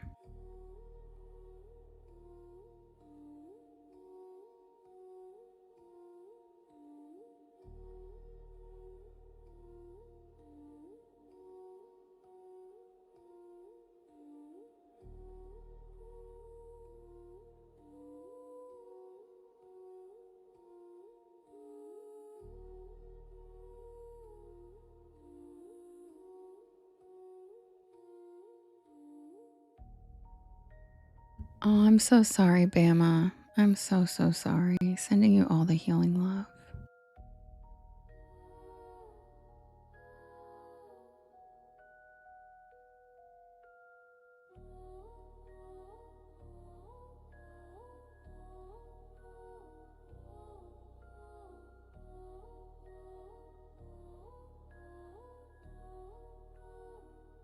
Angela, thank you for the follow. Welcome to the porch.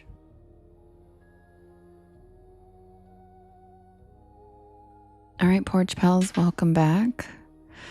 Apologies for the restart. We do not have all the pals in that we had before, but I feel like we should start. I feel like a lot of them were asleep now, to be honest. At this point in the night, about half the room is usually asleep, and we didn't have our normal numbers. So we will go forward with who we have in here for now. And thanks for coming back. Oh my God. Oh my God. Devin. Hi. Stop it. Instant follow. Oh my God, your name is spelled with an A. Hi. Hi. Oh my God. Hi. And I'm a millennial too. Hi. You want to be friends? Oh my God, no one spells it with an A. Holy shit. Hi. Devin. I used to be cool too. Now I love birds. I know, me neither. Hi. Hi. Like there is no other Devons with an A. Hello. We're meant to be friends. We're meant to be friends. Aw, thank you, Kyle. Yes, I'm back, Bubbles. Hello.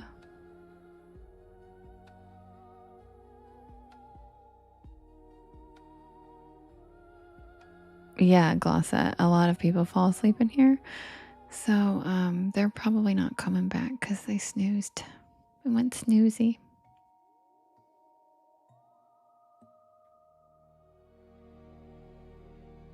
Aw, thanks, Bubbles. Welcome in.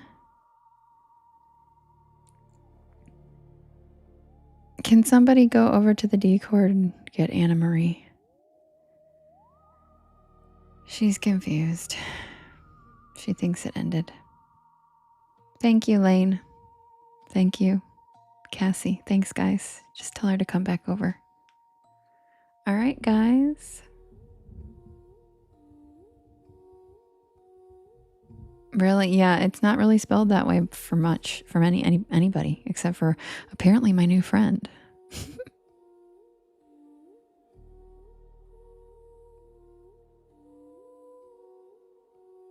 Oh my God, your sister's name is Jade with a Y? How did you get here? Jade, are you seeing this? This is fate. What? Hi, Anna Marie. Welcome back. How funny. Rich. Double the Devon, double the heaven. I made up a song when I turned 12, and it was the stupidest song about literally how it rhymes like that. It was like this. Ready? My name is Devon.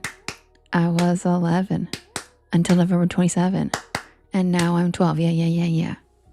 And I sang it like for weeks after I turned 12. Like, how annoying. Like, that's so annoying. Bubbles, thank you for the watermelon.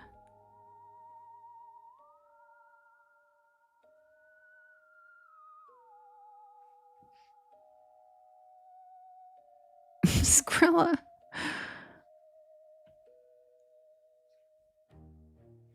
I need to calm down. Mine was my name is Jade. Are you serious? I stopped reading. Oh, thanks, Code Red. Love you. Jade, that's horrible.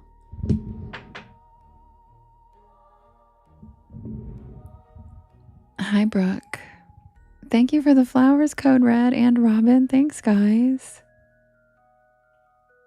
Thank you so much. Hi, Spooky Bestie.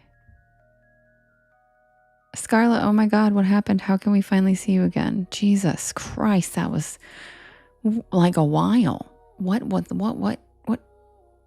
Oh, thank you, Bubbles. All right, guys, well, let's go. Let's start up with crawl space. Let's brush off the bullshit that just happened. And Jade, you said my name is Jade. If you want to get laid, I better get paid.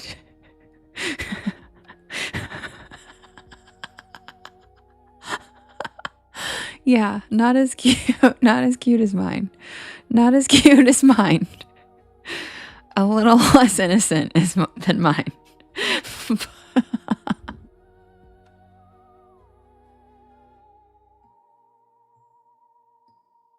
Oh no, Spooky Bestie, I got a VO for stupid shit that wasn't even true.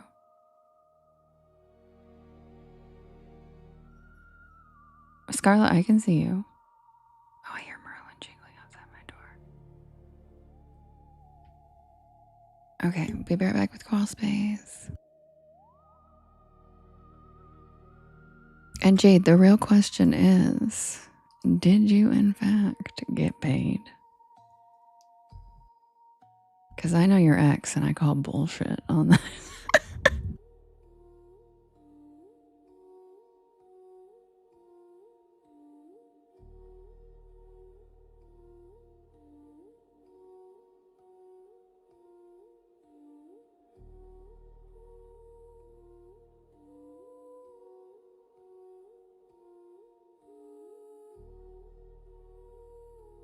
Hi, Stetsy from Montana.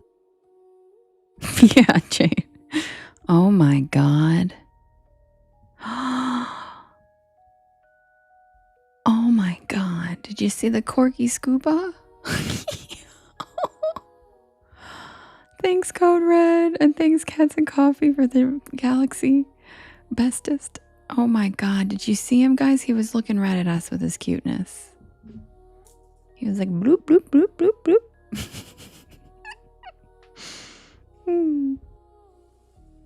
Thanks, Code Red. That was cute. I've never seen that one before. Cooper the corgi. He's just so cute.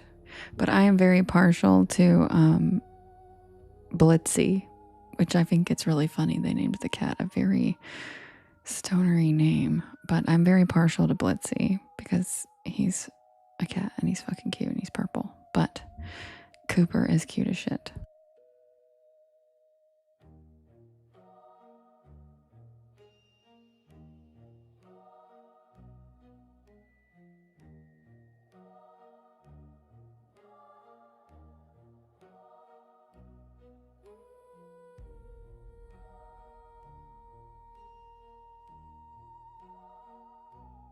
Thanks, Jade.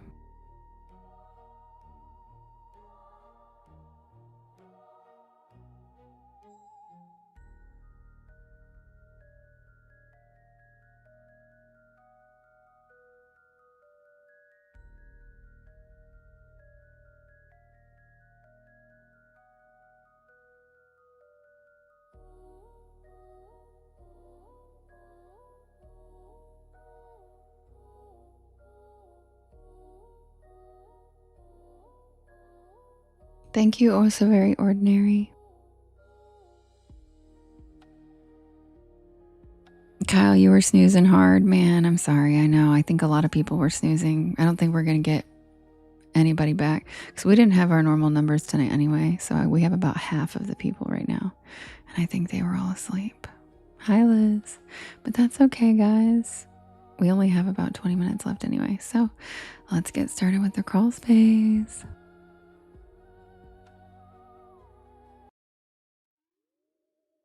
Hi, Jerry. Welcome back.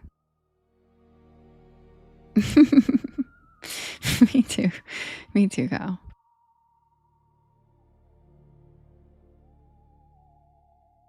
Oh, Nammy's back. Nammy's back.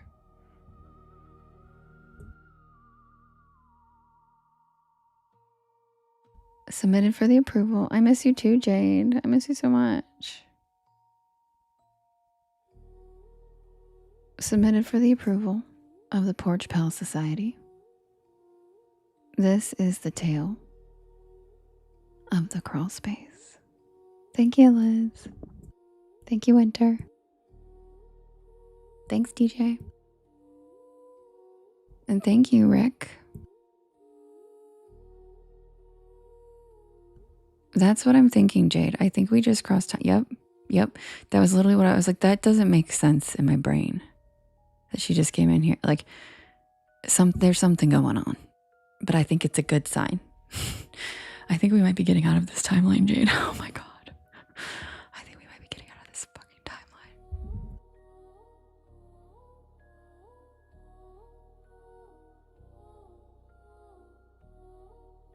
Cassie.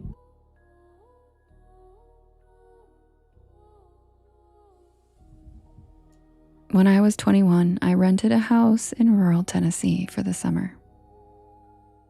It was the kind of place you picture in a faded photograph. Wide front porch, paint peeling in soft curls, a yard full of tall grass and wild mint. That's what I'm hoping for, Kyle. That's what I'm hoping for. Literally, like, that's the top of the list.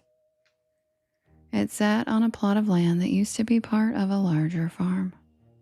But the property had been split and sold into patches. The house was old. And I mean really old. Wooden floorboards, one bathroom, and a stove that hissed like it had secrets.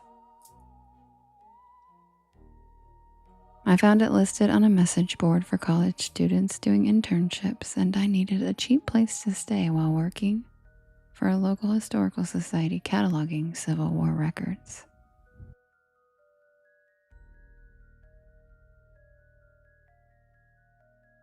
I should have known something was off when the landlord gave me the key in a Walgreens parking lot and told me that he didn't go out there much anymore.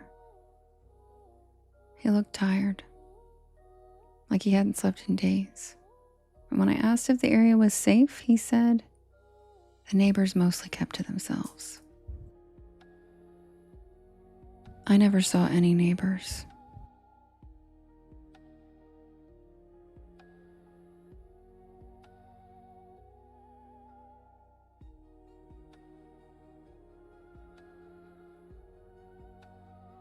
The house was secluded, nestled between overgrown hedgerows and thick woods. The air was heavy with humidity, and the chirp of cicadas never stopped.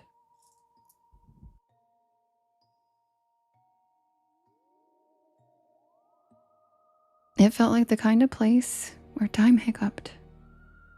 There were no streetlights, no mailboxes, just a gravel driveway and silence so thick it buzzed in my ears.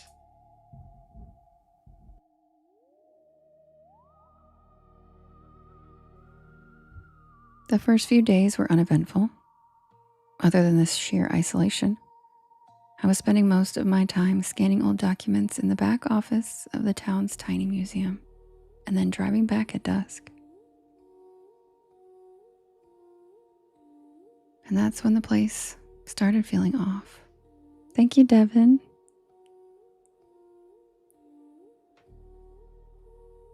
Not haunted, not in the way you would think, just off. Yes, Scarlett.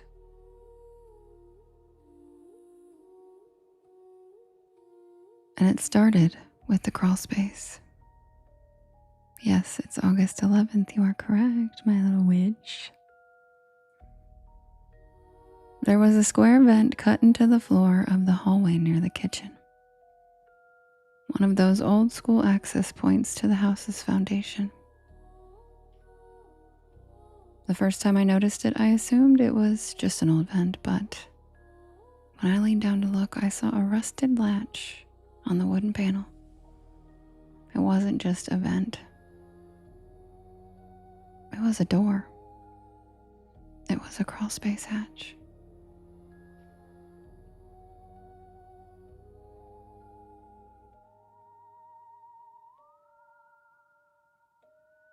I tried to open it just out of curiosity, but the thing wouldn't budge.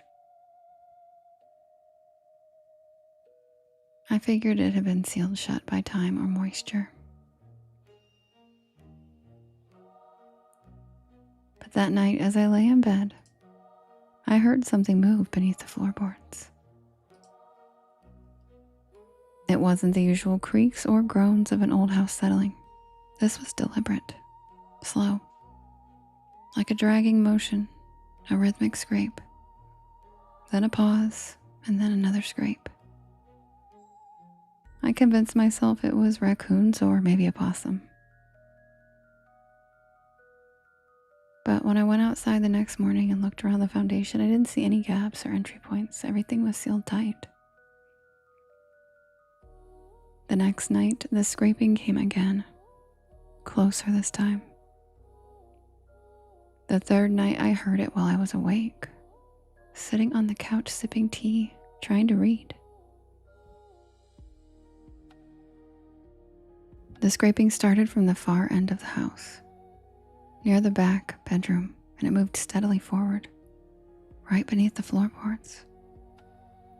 I held my breath. My eyes were fixed on the crawlspace hatch across the room. It was dead silent for a few seconds, and then I heard it, just once.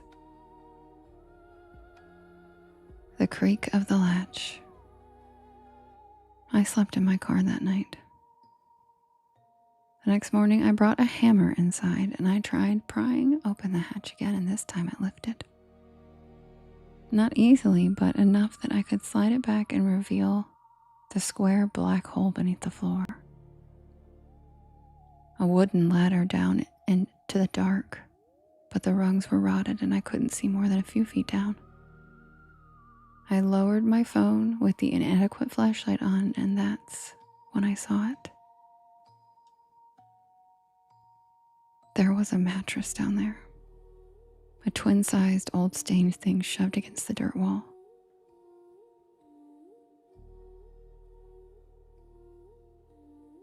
Nearby, there was a rusted folding chair, an empty gallon jug, and what looked like a crumpled flannel shirt.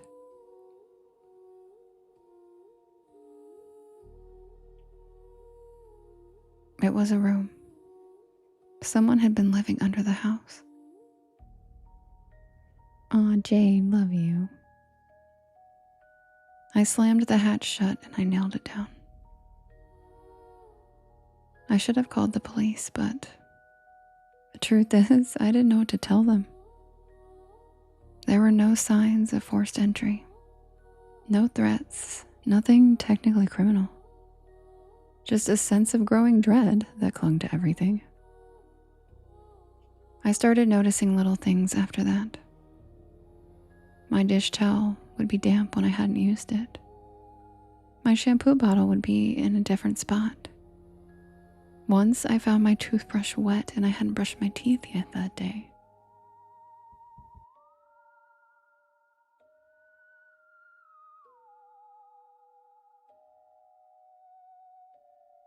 I started locking my bedroom door at night, even though I knew it wouldn't stop someone determined enough. I even pushed a dresser in front of it too, just in case. But the scraping didn't stop. It actually got bolder. One night I woke up to the sound of something breathing on the other side of the wall. Slow and steady, shallow breaths, like someone was trying not to be heard. I pressed my ear to the drywall, barely breathing myself. And I could hear it, faint but unmistakable. Someone was inside the wall.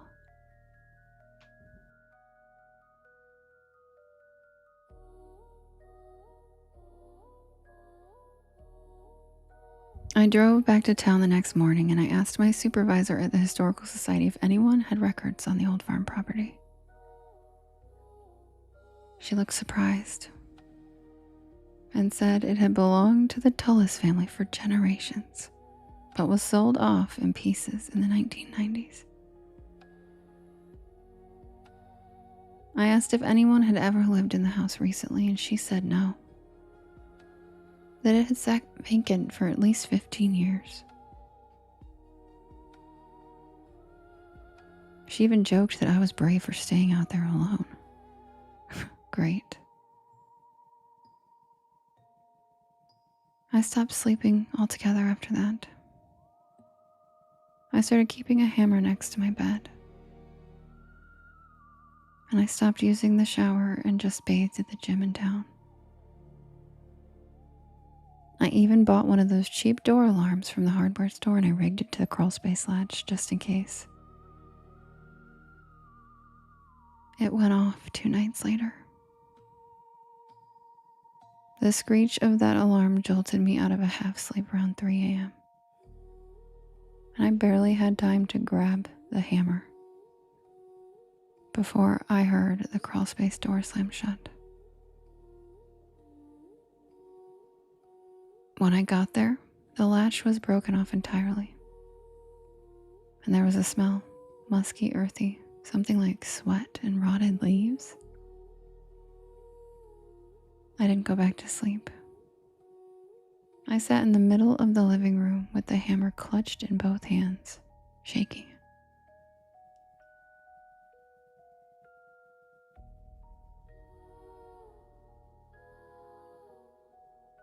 Aw, Jade, you're so cute. You always had your spark. The next morning, I packed my bags and I left. I didn't care about the rest of the lease. I didn't even care about the deposit. I just wanted out. But here's the part that still makes my skin crawl. A week after I moved out, I got a call from the local sheriff's office. They were doing a welfare check on the house after reports of a break-in. When they entered, they found the place trashed. The worst part was they found in the crawl space that there was a trap door dug into the dirt.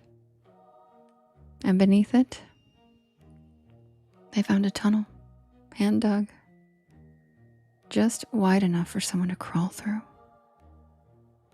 And it led directly beneath my bedroom.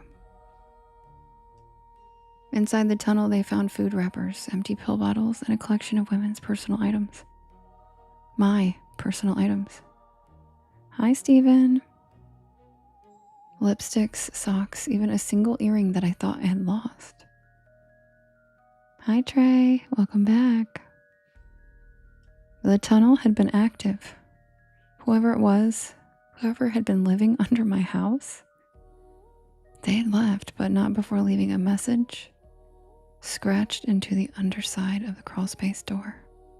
Yeah, hey, banner tray. Oh man, I didn't know you were here.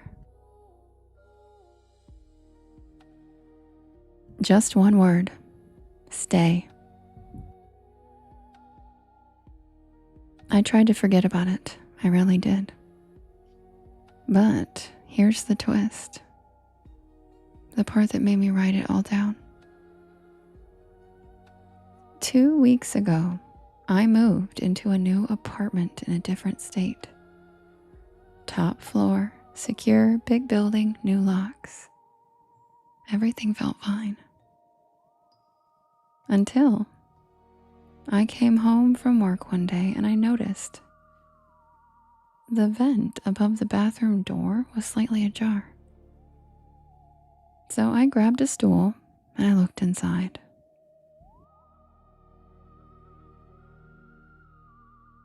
There was something shiny wedged in the corner. I pulled it out.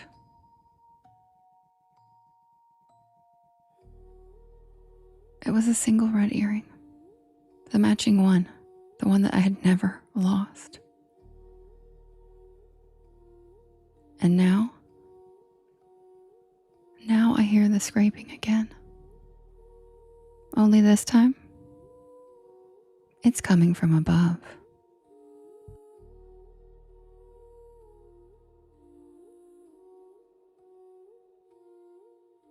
And that's the tale of the crawl space.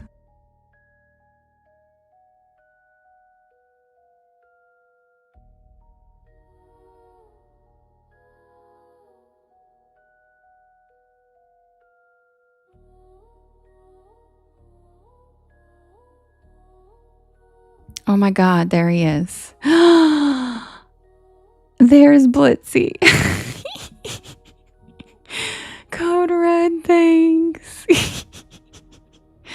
Did you see how cute he is? I know, Devin, it's my scariest story. It's my scariest story, and people always vote for it. I based it off the X-Files character Toombs. If you guys ever watched X-Files, he creeped the shit out of me, and he was always cruising through the vents and shit. Like, ew. So that's who he's based off of. Yeah, Brooke's really scared of the little people. That surprised me. Yes, that one creeped me out so bad that, like, I had to write a story about him. Brooke said, "Ew, get out of my brain." That Code Red, that C Blitzy is so cute. Me too, Chris. I love the X-Files. I love the X-Files. Thanks, Brooksy. Yeah, that's my scariest one. Everybody likes that. A cordless hole puncher. I know, Heather, you're so funny with that. Because I don't understand. What do you mean? What do you mean you just punch a hole in their head? Because you've brought that up before, and I'm like, what do you mean? Cordless hole puncher. Like a nail gun, I get. But like a cordless hole puncher, you have to get really close to punch a hole in his face, right? And would it go through if I don't think so? Oh, that's what you call... Oh. Oh. I get it. That's the term. Okay. That's a secret TikTok term for a pew-pew. I got it. Scarlett, that's what I was thinking. I was thinking it would be a gamble for sure. But she just informed me that's the fake word for pew-pew. Yeah, I didn't know that. Now I get it. That makes a lot of sense.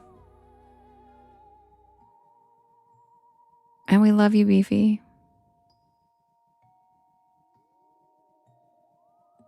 Ew, Brooke, why? Yes, thank you, Chelsea. That's what they just told me. I was not aware of that. I'm 777 years old, you guys. It's very hard for me to keep up with the slang all the time. There's a lot. There's also a lot of weird words I miss. Like my fizzy water. Where's my fizzy water? It's a lot of words that I wish we still used. Like when you used to say, he's a tall glass of water.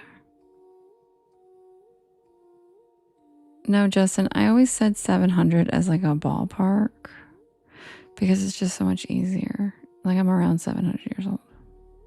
But if you've been ask Jade. I said I was 700 last year to Jade. I just say that as a ballpark. I'm actually a lot older than that. But we don't even need to worry about that. 700 is what people are comfortable with hearing. 700 is what people are comfortable hearing. I'm primordial. Justin said, oh, okay. Oh, he's like, oh, got it. Okay, that makes sense.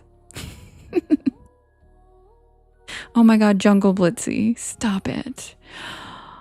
Why is he so cute and curious? He's always doing something so smart. He's always investigating something or like using a compass or like, why is he so cute?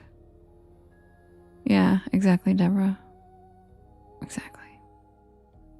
Why is he so cute? All right, guys. I don't know, Deborah. I'm seeing him. Oh my God. Stop it. Is that Blitzy with the sleigh? Oh my God. I've never seen that one. He was so cute in his winter coat. Did you see his winter coat? And he had a sleigh. Oh my God, that one was called Tundra Blitzy. Santa Blitzy, I know. Oh my gosh, Robin, thank you for the Interstellar. I love Interstellar. Thank you so much. I love that gift. It's so beautiful. It's like all my favorite colors. Thank you so much. Thank you for helping me with my gallery. I really appreciate that, Robin. Thank you. Oh, I hear Merlin jingling. Aw, Beefy, I'm sorry. Sending you all the love. After X-Files, Anna Marie? Yeah.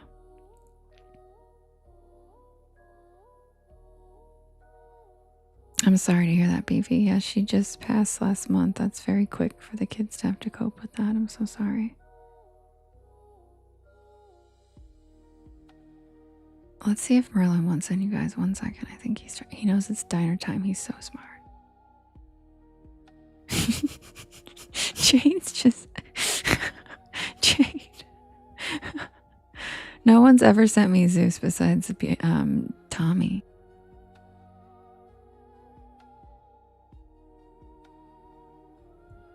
Oh my God, look at him. Look at him with his snowman. I'm LARPing as a goofy gal. Yes, I'm totally just LARPing as a goofy gal. I'm not actually one. Totally. She said invited Tommy. He was here earlier. Wait, you can't see the cat, Tracy? Or are you talking about my Merlin? Let me go check on him. Hold on.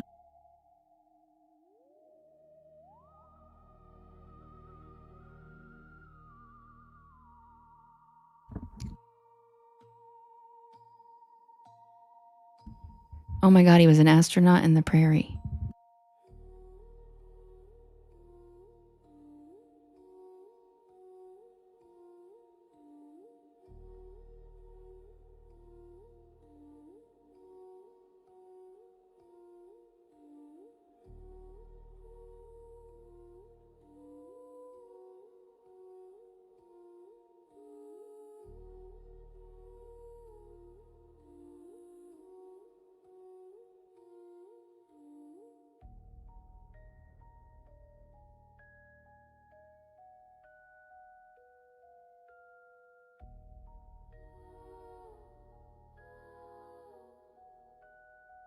Okay, I guess I hallucinated Merlin's jingling bell because he's passed out in the living room. So I'm not going to bother him.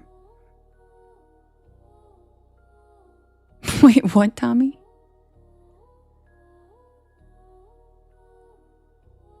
Okay, guys.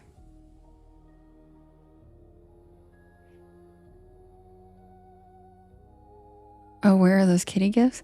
If you look in the thing, there's like Jungle Blitzy, Tundra Blitzy.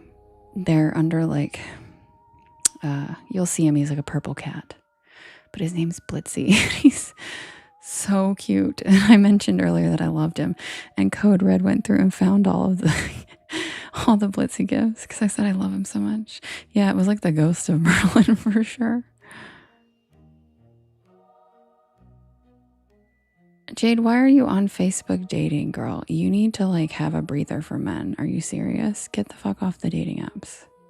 You've been single for like a month from an extremely shitty situation. Maybe give yourself some time to be yourself, girl.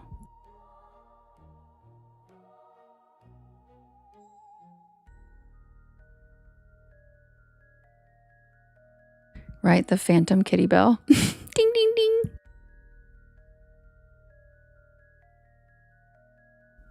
Oh my God, Tracy, really? Holy shit. Oh my God. Is he reading folklore? And did he have a giant TikTok necklace on? Why is he so cute? Yeah, Matt isn't here tonight. I don't know where he is. So cute. Thank you, oh so very ordinary. Also, yeah, the dating apps, no way, Jose. My God. No, I don't do that. But also don't listen to me because like, yeah, don't listen to me.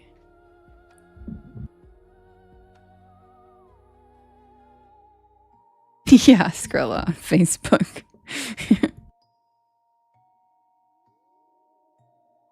Oh, hi, Brian. Hi, Ghostwriter House. I know, they're so cute, Code Red. Thank you so much. I love that Valiant Odyssey one. The lion reading the little thingies. He's so cute. He's so cute.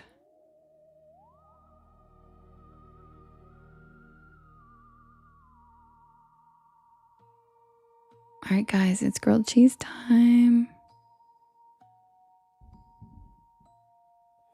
Grab a beanbag, grab a hammock, sit back and relax, and welcome to the porch.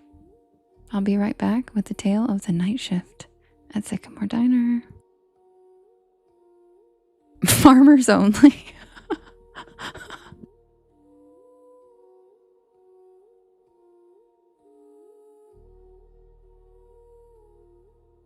I don't even think they're fun.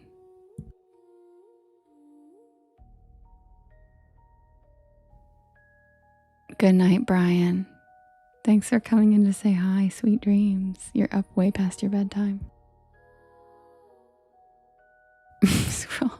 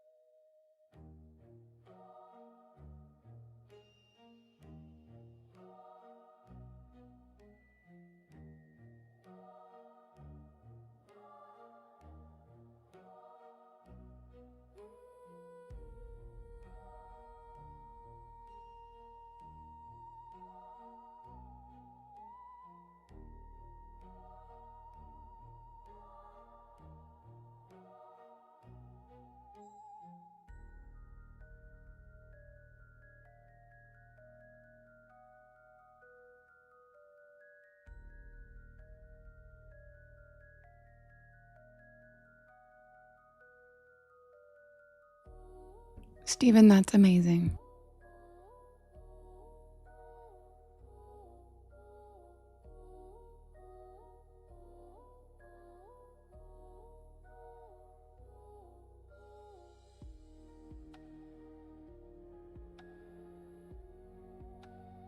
Jade, I love how you're such a dork like me because that's exactly what I was thinking in my head, but I didn't say it.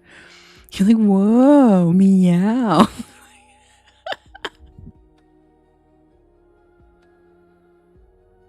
Hi, Tommy.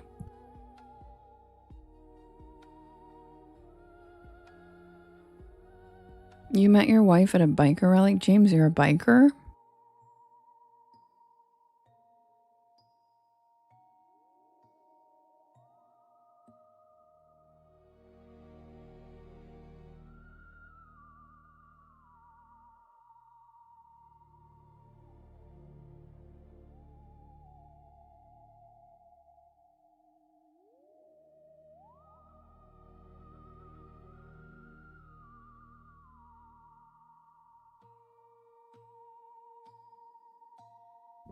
James said I can't balance on 2 wheels.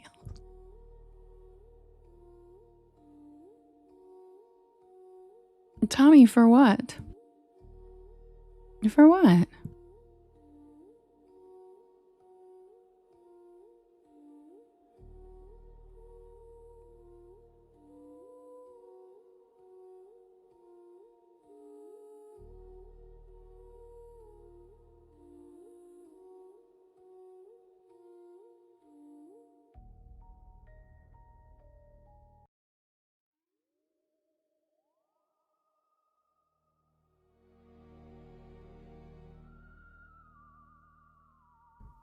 Oh, Jade. Oh, I didn't know what he was talking about. I was like, what?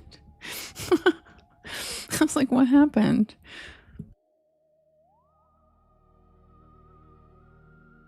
I was like, did he break something on the porch? Did he break a hammock?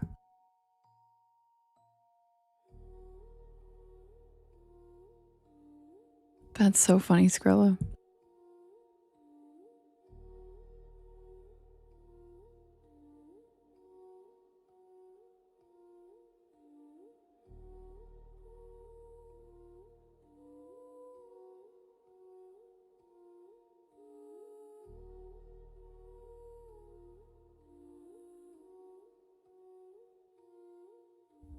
Submitted for the approval of the Porch Pal Society. This is the tale of the night shift at Sycamore Diner.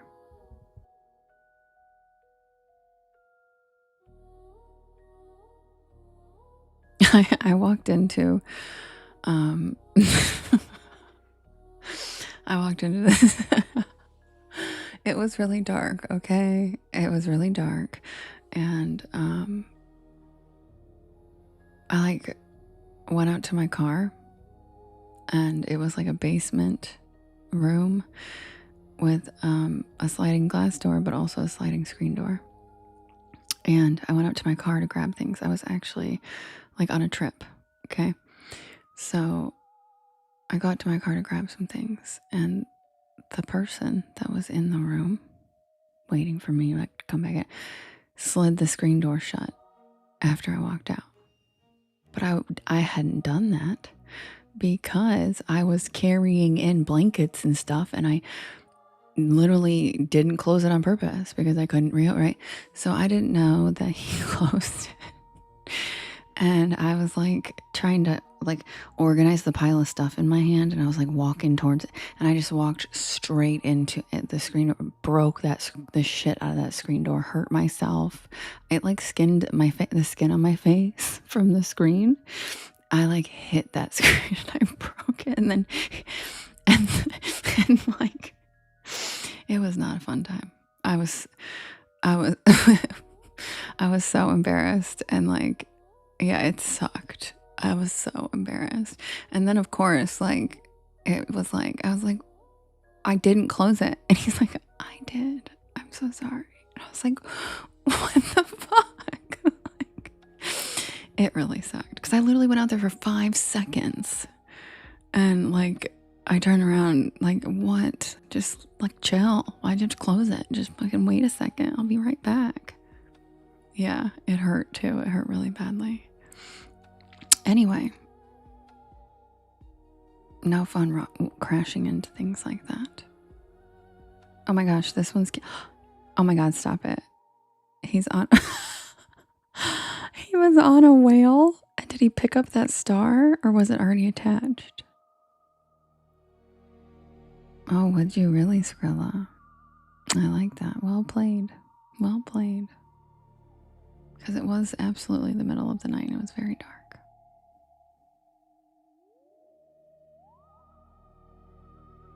Tracy asked Code Red where she finds him. It was his magic wand. That's what I thought. I was like, oh my god. Is that attached, or did he just pick that up and put it on the end of the stick?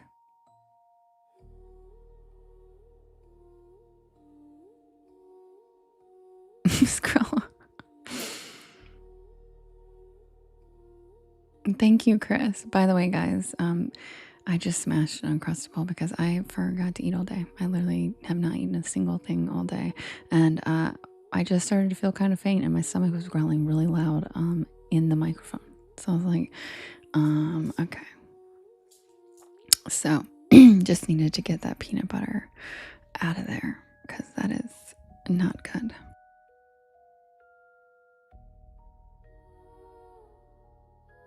He's not wrong. I was telling him to eat all day and I didn't eat. What, Jade? Talking about what?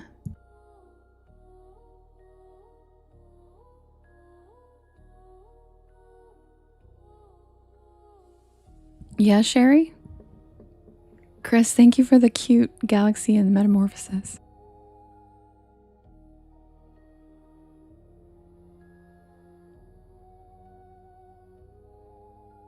Wait, why is Sherry sharing? Devin. When did I have time? I mute my mic and I smash bites. I'm very sneaky. I was a news reporter. I'm very sneaky. I was literally eating it this whole time, just muting in between bites and then taking a swig and then going back to it. Thanks, Jade. I used to be live, Jade, for like, oh my God, look. For like 8 hours a day. And so I used to have to be really good about like shoving. Well, no, actually, why would I say it like that? Though, thank God I stopped myself. I used to be really good at discreetly eating quickly.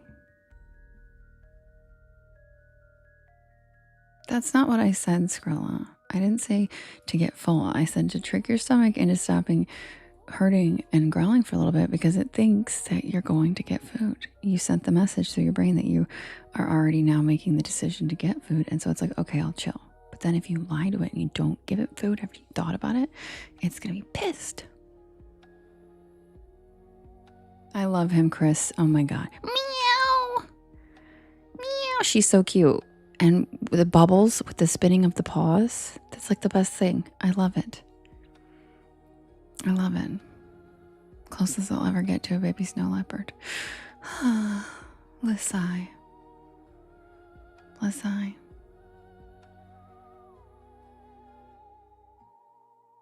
All right, guys, let's do the diner. Wait, what fact did you just get now? I know, Sherry, I don't take very good care of myself, but whatever. Whatever. Glitch was looking for the cat. I know it sounded so much like a cat.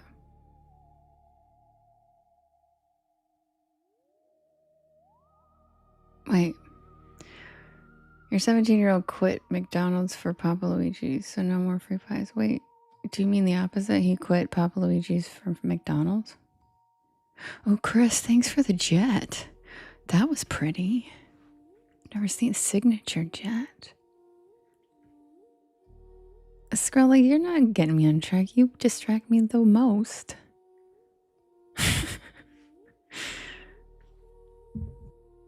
Submitted for the approval. Good night, Connor. Oh, I thought you were talking about pizza pies. Now I get it. Girl, pizza's so much better. Submitted for the approval of the Porch Pal Society.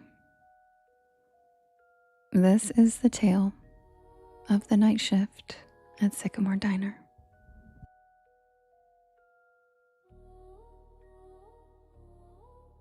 Jade.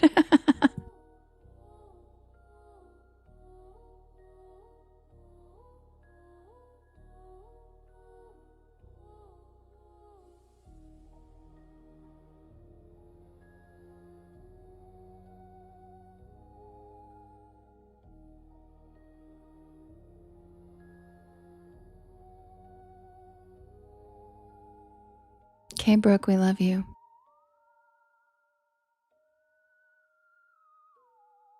Jade said so satisfying when I get the laugh I wanted. I love you, Jade.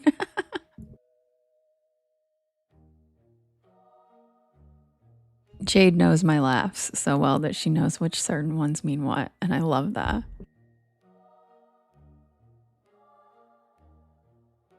Anna, the fish fillet at McDonald's is amazing, and it's the same in every country in the world. Did you know that? It's the only thing that's the same, and it's fresh fish. It's actually cod everywhere in the world, and when you get food poisoning in another country, it might just save your ass one day. Just saying.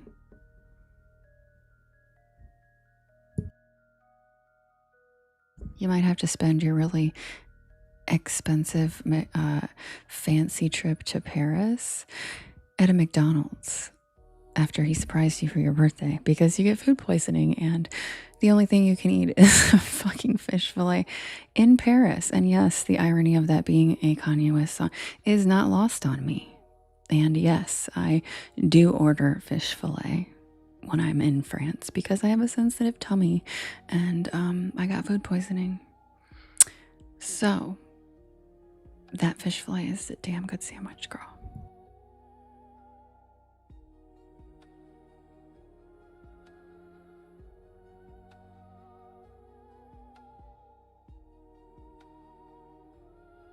Wait, is it Alaskan pollock? I thought it was cod. Whatever. It's a real fish. It's very good fish. Scroll.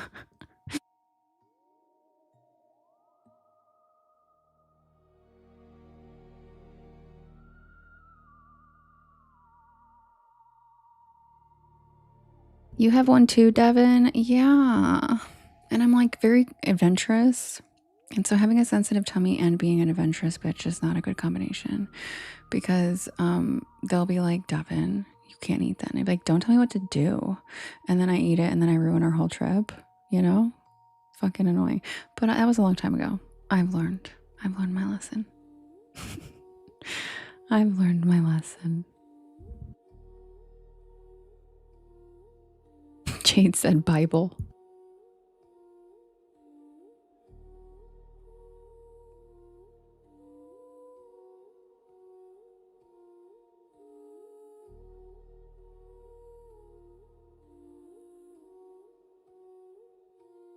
Like along came Polly? What do you mean?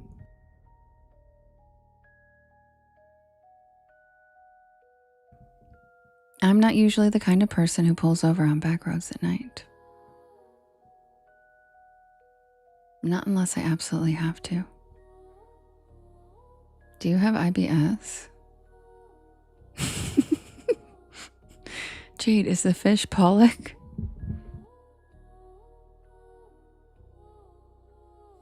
But that night, I do not. That's not what sensitive stomach means. It means when you go to another country and their dairy is different, do not eat cheese or eggs unless you know you can adapt to that country. It's just that. I don't like have sensitive stomach anywhere else. It's literally just when you travel outside of the country, the dairy is a threat. And I was new to traveling and I didn't know that at the time. I do now. But the eggs and the dairy are different over there. The butter, all of it. And when you're in France, are you kidding? I slammed my face full of cheese and butter and like all of it. And I overdid it and I got sick. But that night, something about the storm, the long drive, and that growling pit in my stomach convinced me otherwise. I was hungry. Scroll. So you get it. I don't have IBS. It was just from traveling in another country. And it wasn't that even kind of sick. It was like I was just, I was just really sick. It was late October, and I was headed back to campus after a weekend visit with my friends from North Carolina. I had a midterm on Monday, and my plan had been to drive straight through. 5 hours, no stops. But then came the rain. One of those cold, slanted, whispery rains that creeps into your bones and makes the windshield wipers sound like a heartbeat.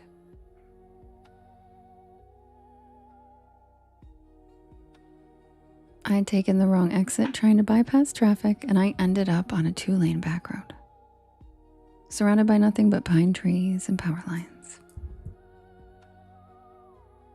And that's when I saw the neon sign. SYCAMRE Diner. The O in the sycamore was flickering like it hadn't worked right in years, but the rest was lit up in a cherry red neon.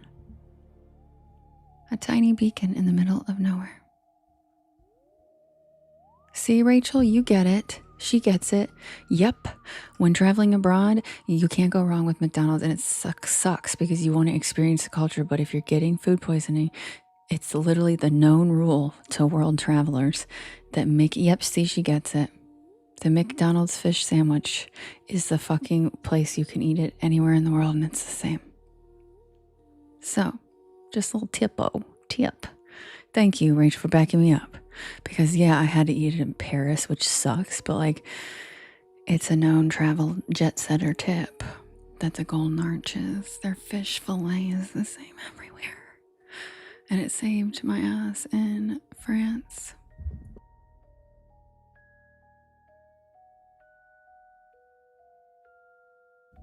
I figured I'd grab a quick bite, maybe some coffee, and check my map, and then I'd get back on the highway. But I should have just kept driving.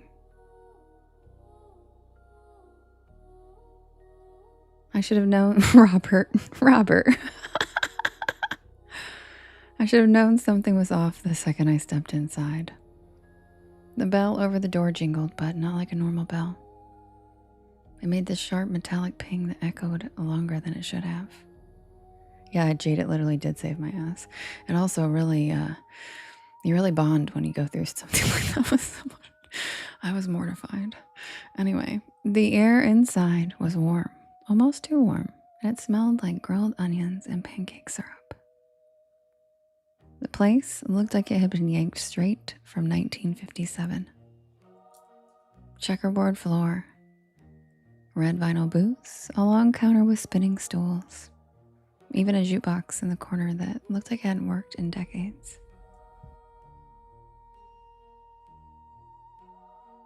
And the people, they all stopped and looked at me the second I walked in. Not in a rude way, just quiet. Like they weren't expecting me. Like I'd walked into the middle of a sentence that no one wanted to finish. A waitress, tall with a beehive hairdo and a light blue uniform, smiled and waved me over. "You get caught in the rain, sweetheart," she said, handing me a laminated menu. I nodded, still trying to shake off that weird feeling. Yeah, the highway's a mess.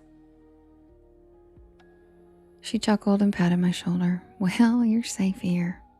Sycamore's always open for travelers." I sat down at a corner booth. The vinyl creaked, and I remember the jukebox shifted songs by itself and started playing some slow doo-wop ballad that I didn't recognize.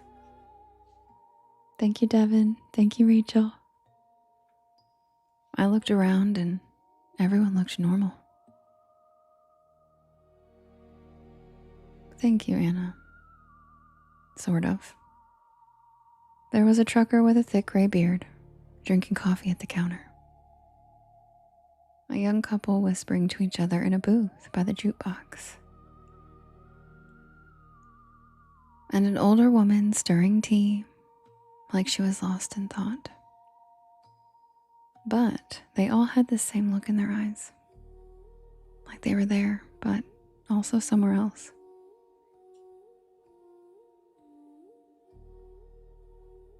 Like they were watching me out of the corner of their eyes, even when they were looking down.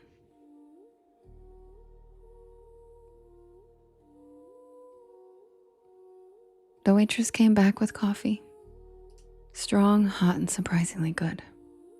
And I ordered a grilled cheese with fries. Simple, safe. "Thank you, Fairy Witch. That's the goal, is to describe it to where you can smell it. That's so flattering."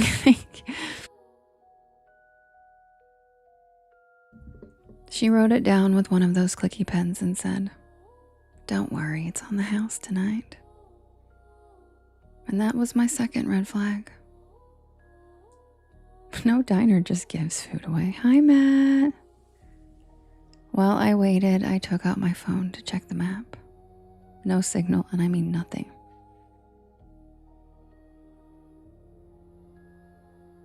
No bars, no Wi-Fi, not even GPS. Just a blank screen with a spinning wheel.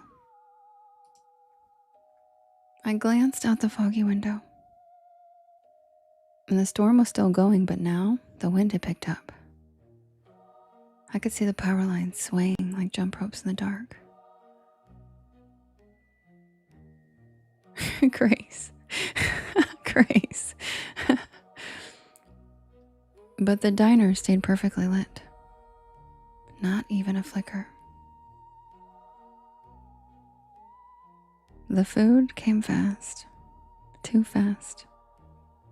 Like under 5 minutes, but it looked amazing. Golden bread, gooey cheese, crispy fries with a little metal cup of ketchup on the side. I took a bite. Delicious. I mean, I've eaten at a lot of diners. Greasy spoons, college joints, and roadside shacks, but this was hands down the best grilled cheese I've ever had. The fries were perfect, and the coffee never ran out. Every time I took a sip, it was somehow full again. I was halfway through the sandwich when the trucker got up to leave. He walked right past my table, nodded once, and whispered, "Don't stay past midnight." That's all he said. What? But he was already out the door.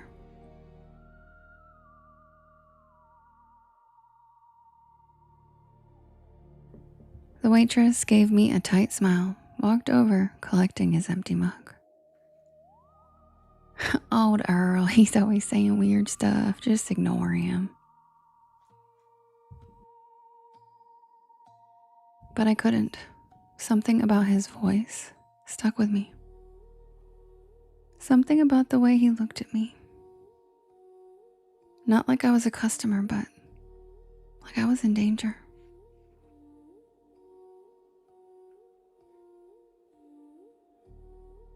I checked the clock over the register. 11:42. I figured I had just enough time to finish my fries, grab the check, and head out. I still had at least 3 hours left on the road.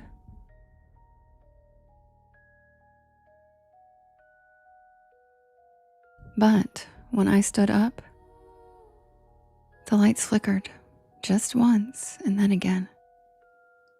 And then everything in the diner stopped moving. The couple by the jukebox froze mid-sentence. The woman with the tea stopped stirring, her spoon hanging in midair. The waitress, her hand reached out for a mug, just stopped. Like someone hit pause on the entire scene.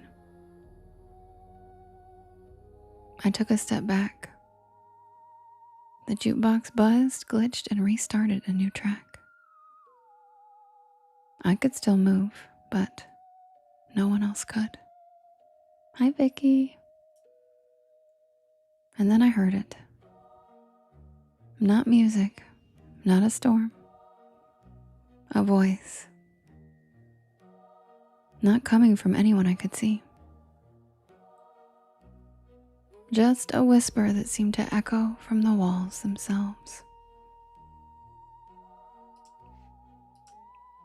I backed toward the door, my heart hammering in my chest. I turned the knob. Locked. Of course it was locked. I tried the windows, but they were sealed shut. I started banging on the glass and shouting, but no one was outside. Just wind and rain and that flickering red sign. SYCAMRE.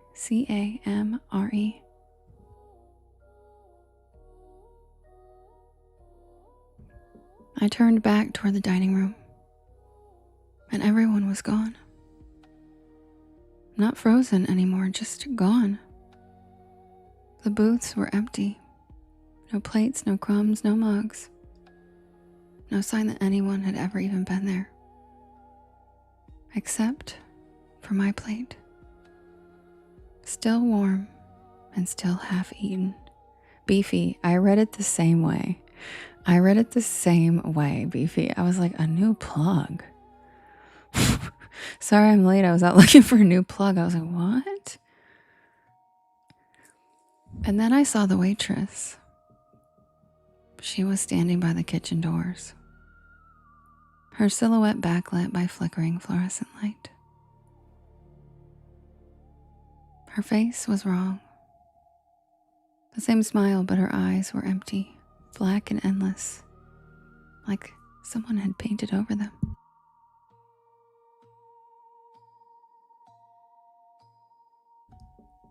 You shouldn't be here, honey, she said in that same cheerful voice. Not yet. I stumbled back, knocking over a chair, as she took one slow step toward me. The others, they were waiting, but you just wandered in. She raised a hand, and the walls began to shimmer. Literally shimmer. Like heat waves on asphalt. The checkered floor rippled, and the red booths started to fade, becoming outlines and then shadows and then nothing. And then I saw it. Underneath the illusion. It was charred wood, cracked tile, broken beams, and black soot. Like the diner had burned down long ago. I ran. I don't even remember how I got out. 1 second I was on the side. 1 second I was inside, and the next I was on the side of the road, soaked to the bone and gasping for air.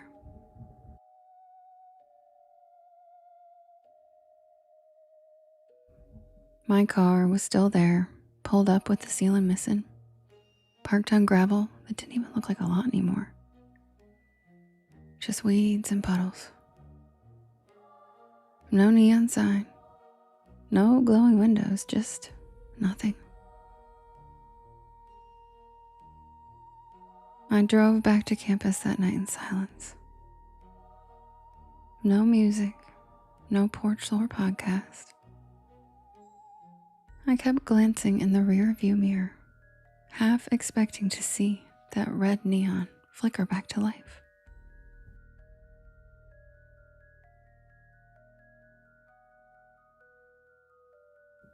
I didn't tell anyone. Not for weeks. Not until I finally looked up Sycamore Diner on a local history site. And I found it.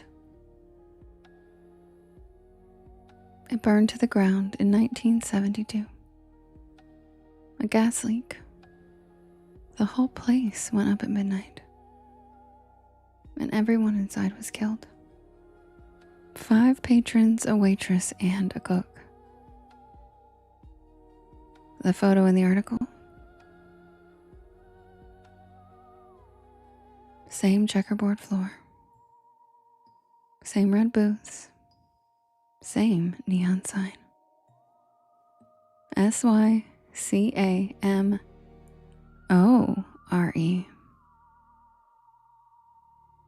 And in the corner of the photo, that same waitress, smiling.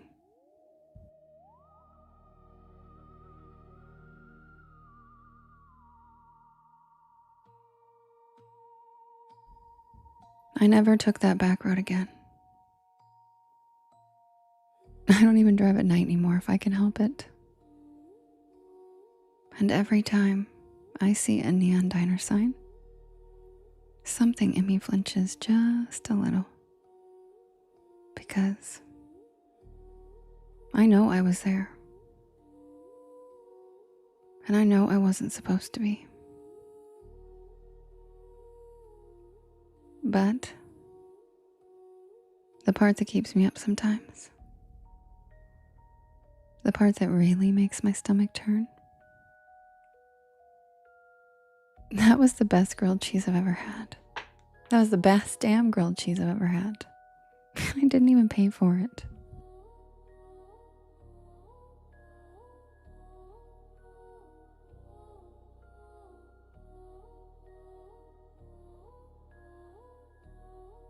And that's the tale of the night shift at Sycamore Diner.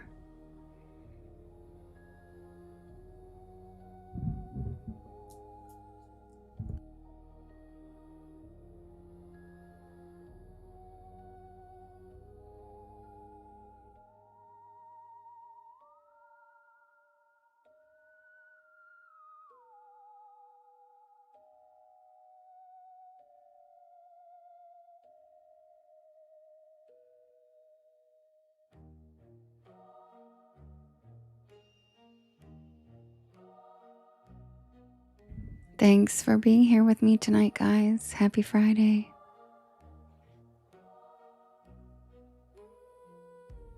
I hope you guys have a wonderful day tomorrow. Oh, Matt, thanks for the money gun. Yes, Code Red, and thank you so much for all the adorable gifts. You're the best. And Chris, thank you for all the adorable gifts too. And Matt and Cats and Coffee and Sherry, thank you. Good night, everybody. I love you guys so much. Sherry said read it again. Good night, Lady Rose. I will see you guys tomorrow at Kim's Live on Saturday. If you want to join us, she's there all day. Aw, Code Red, thank you so much. That literally makes me feel really good. Thank you. Hi, Misty. And yes, I'm going to go find something to eat probably in my kitchen because everything is closed here. Rachel, thank you for the metamorphosis. Bed of Dust, thank you for the cozy cryptids.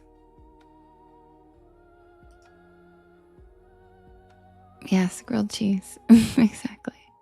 Oh, yeah, Taco Bell. Tell me what you got. Yeah, good night, Cloud Dancing. Good night, Sully. Good night, Hank. Good night, Michaela. Good night, Brian. Not good night to Matt. No, just kidding. Good night, Colleen. Jane said Horace. I forgot about Horace. Horace. Oh, by the way, in case you guys were wondering, oh, Sherry, look at you. Look at you, Sherry, pulling out the M word right as you leave. You. Look at Sherry. Look at Sherry saying time for a maple bar right as she dips. That's a bold move there, Sherry. Anyway, the names Jade and I are naming off are from Dr. Quinn Medicine Woman because we're fucking nerds. And stop teasing me with maple bars. You guys are so mean. I made you spill your beer. Sorry, Matt.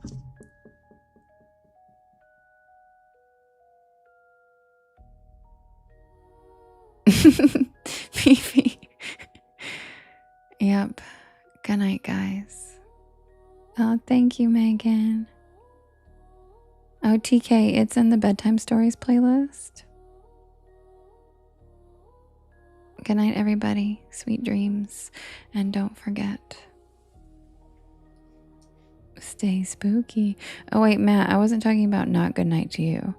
I was talking about not good night to the Matt from Dr. Quinn. He sucks. You don't. Jade got it, but sorry, I should have specified. Sorry you spilled your beer. Good night, guys, and don't forget, stay spooky.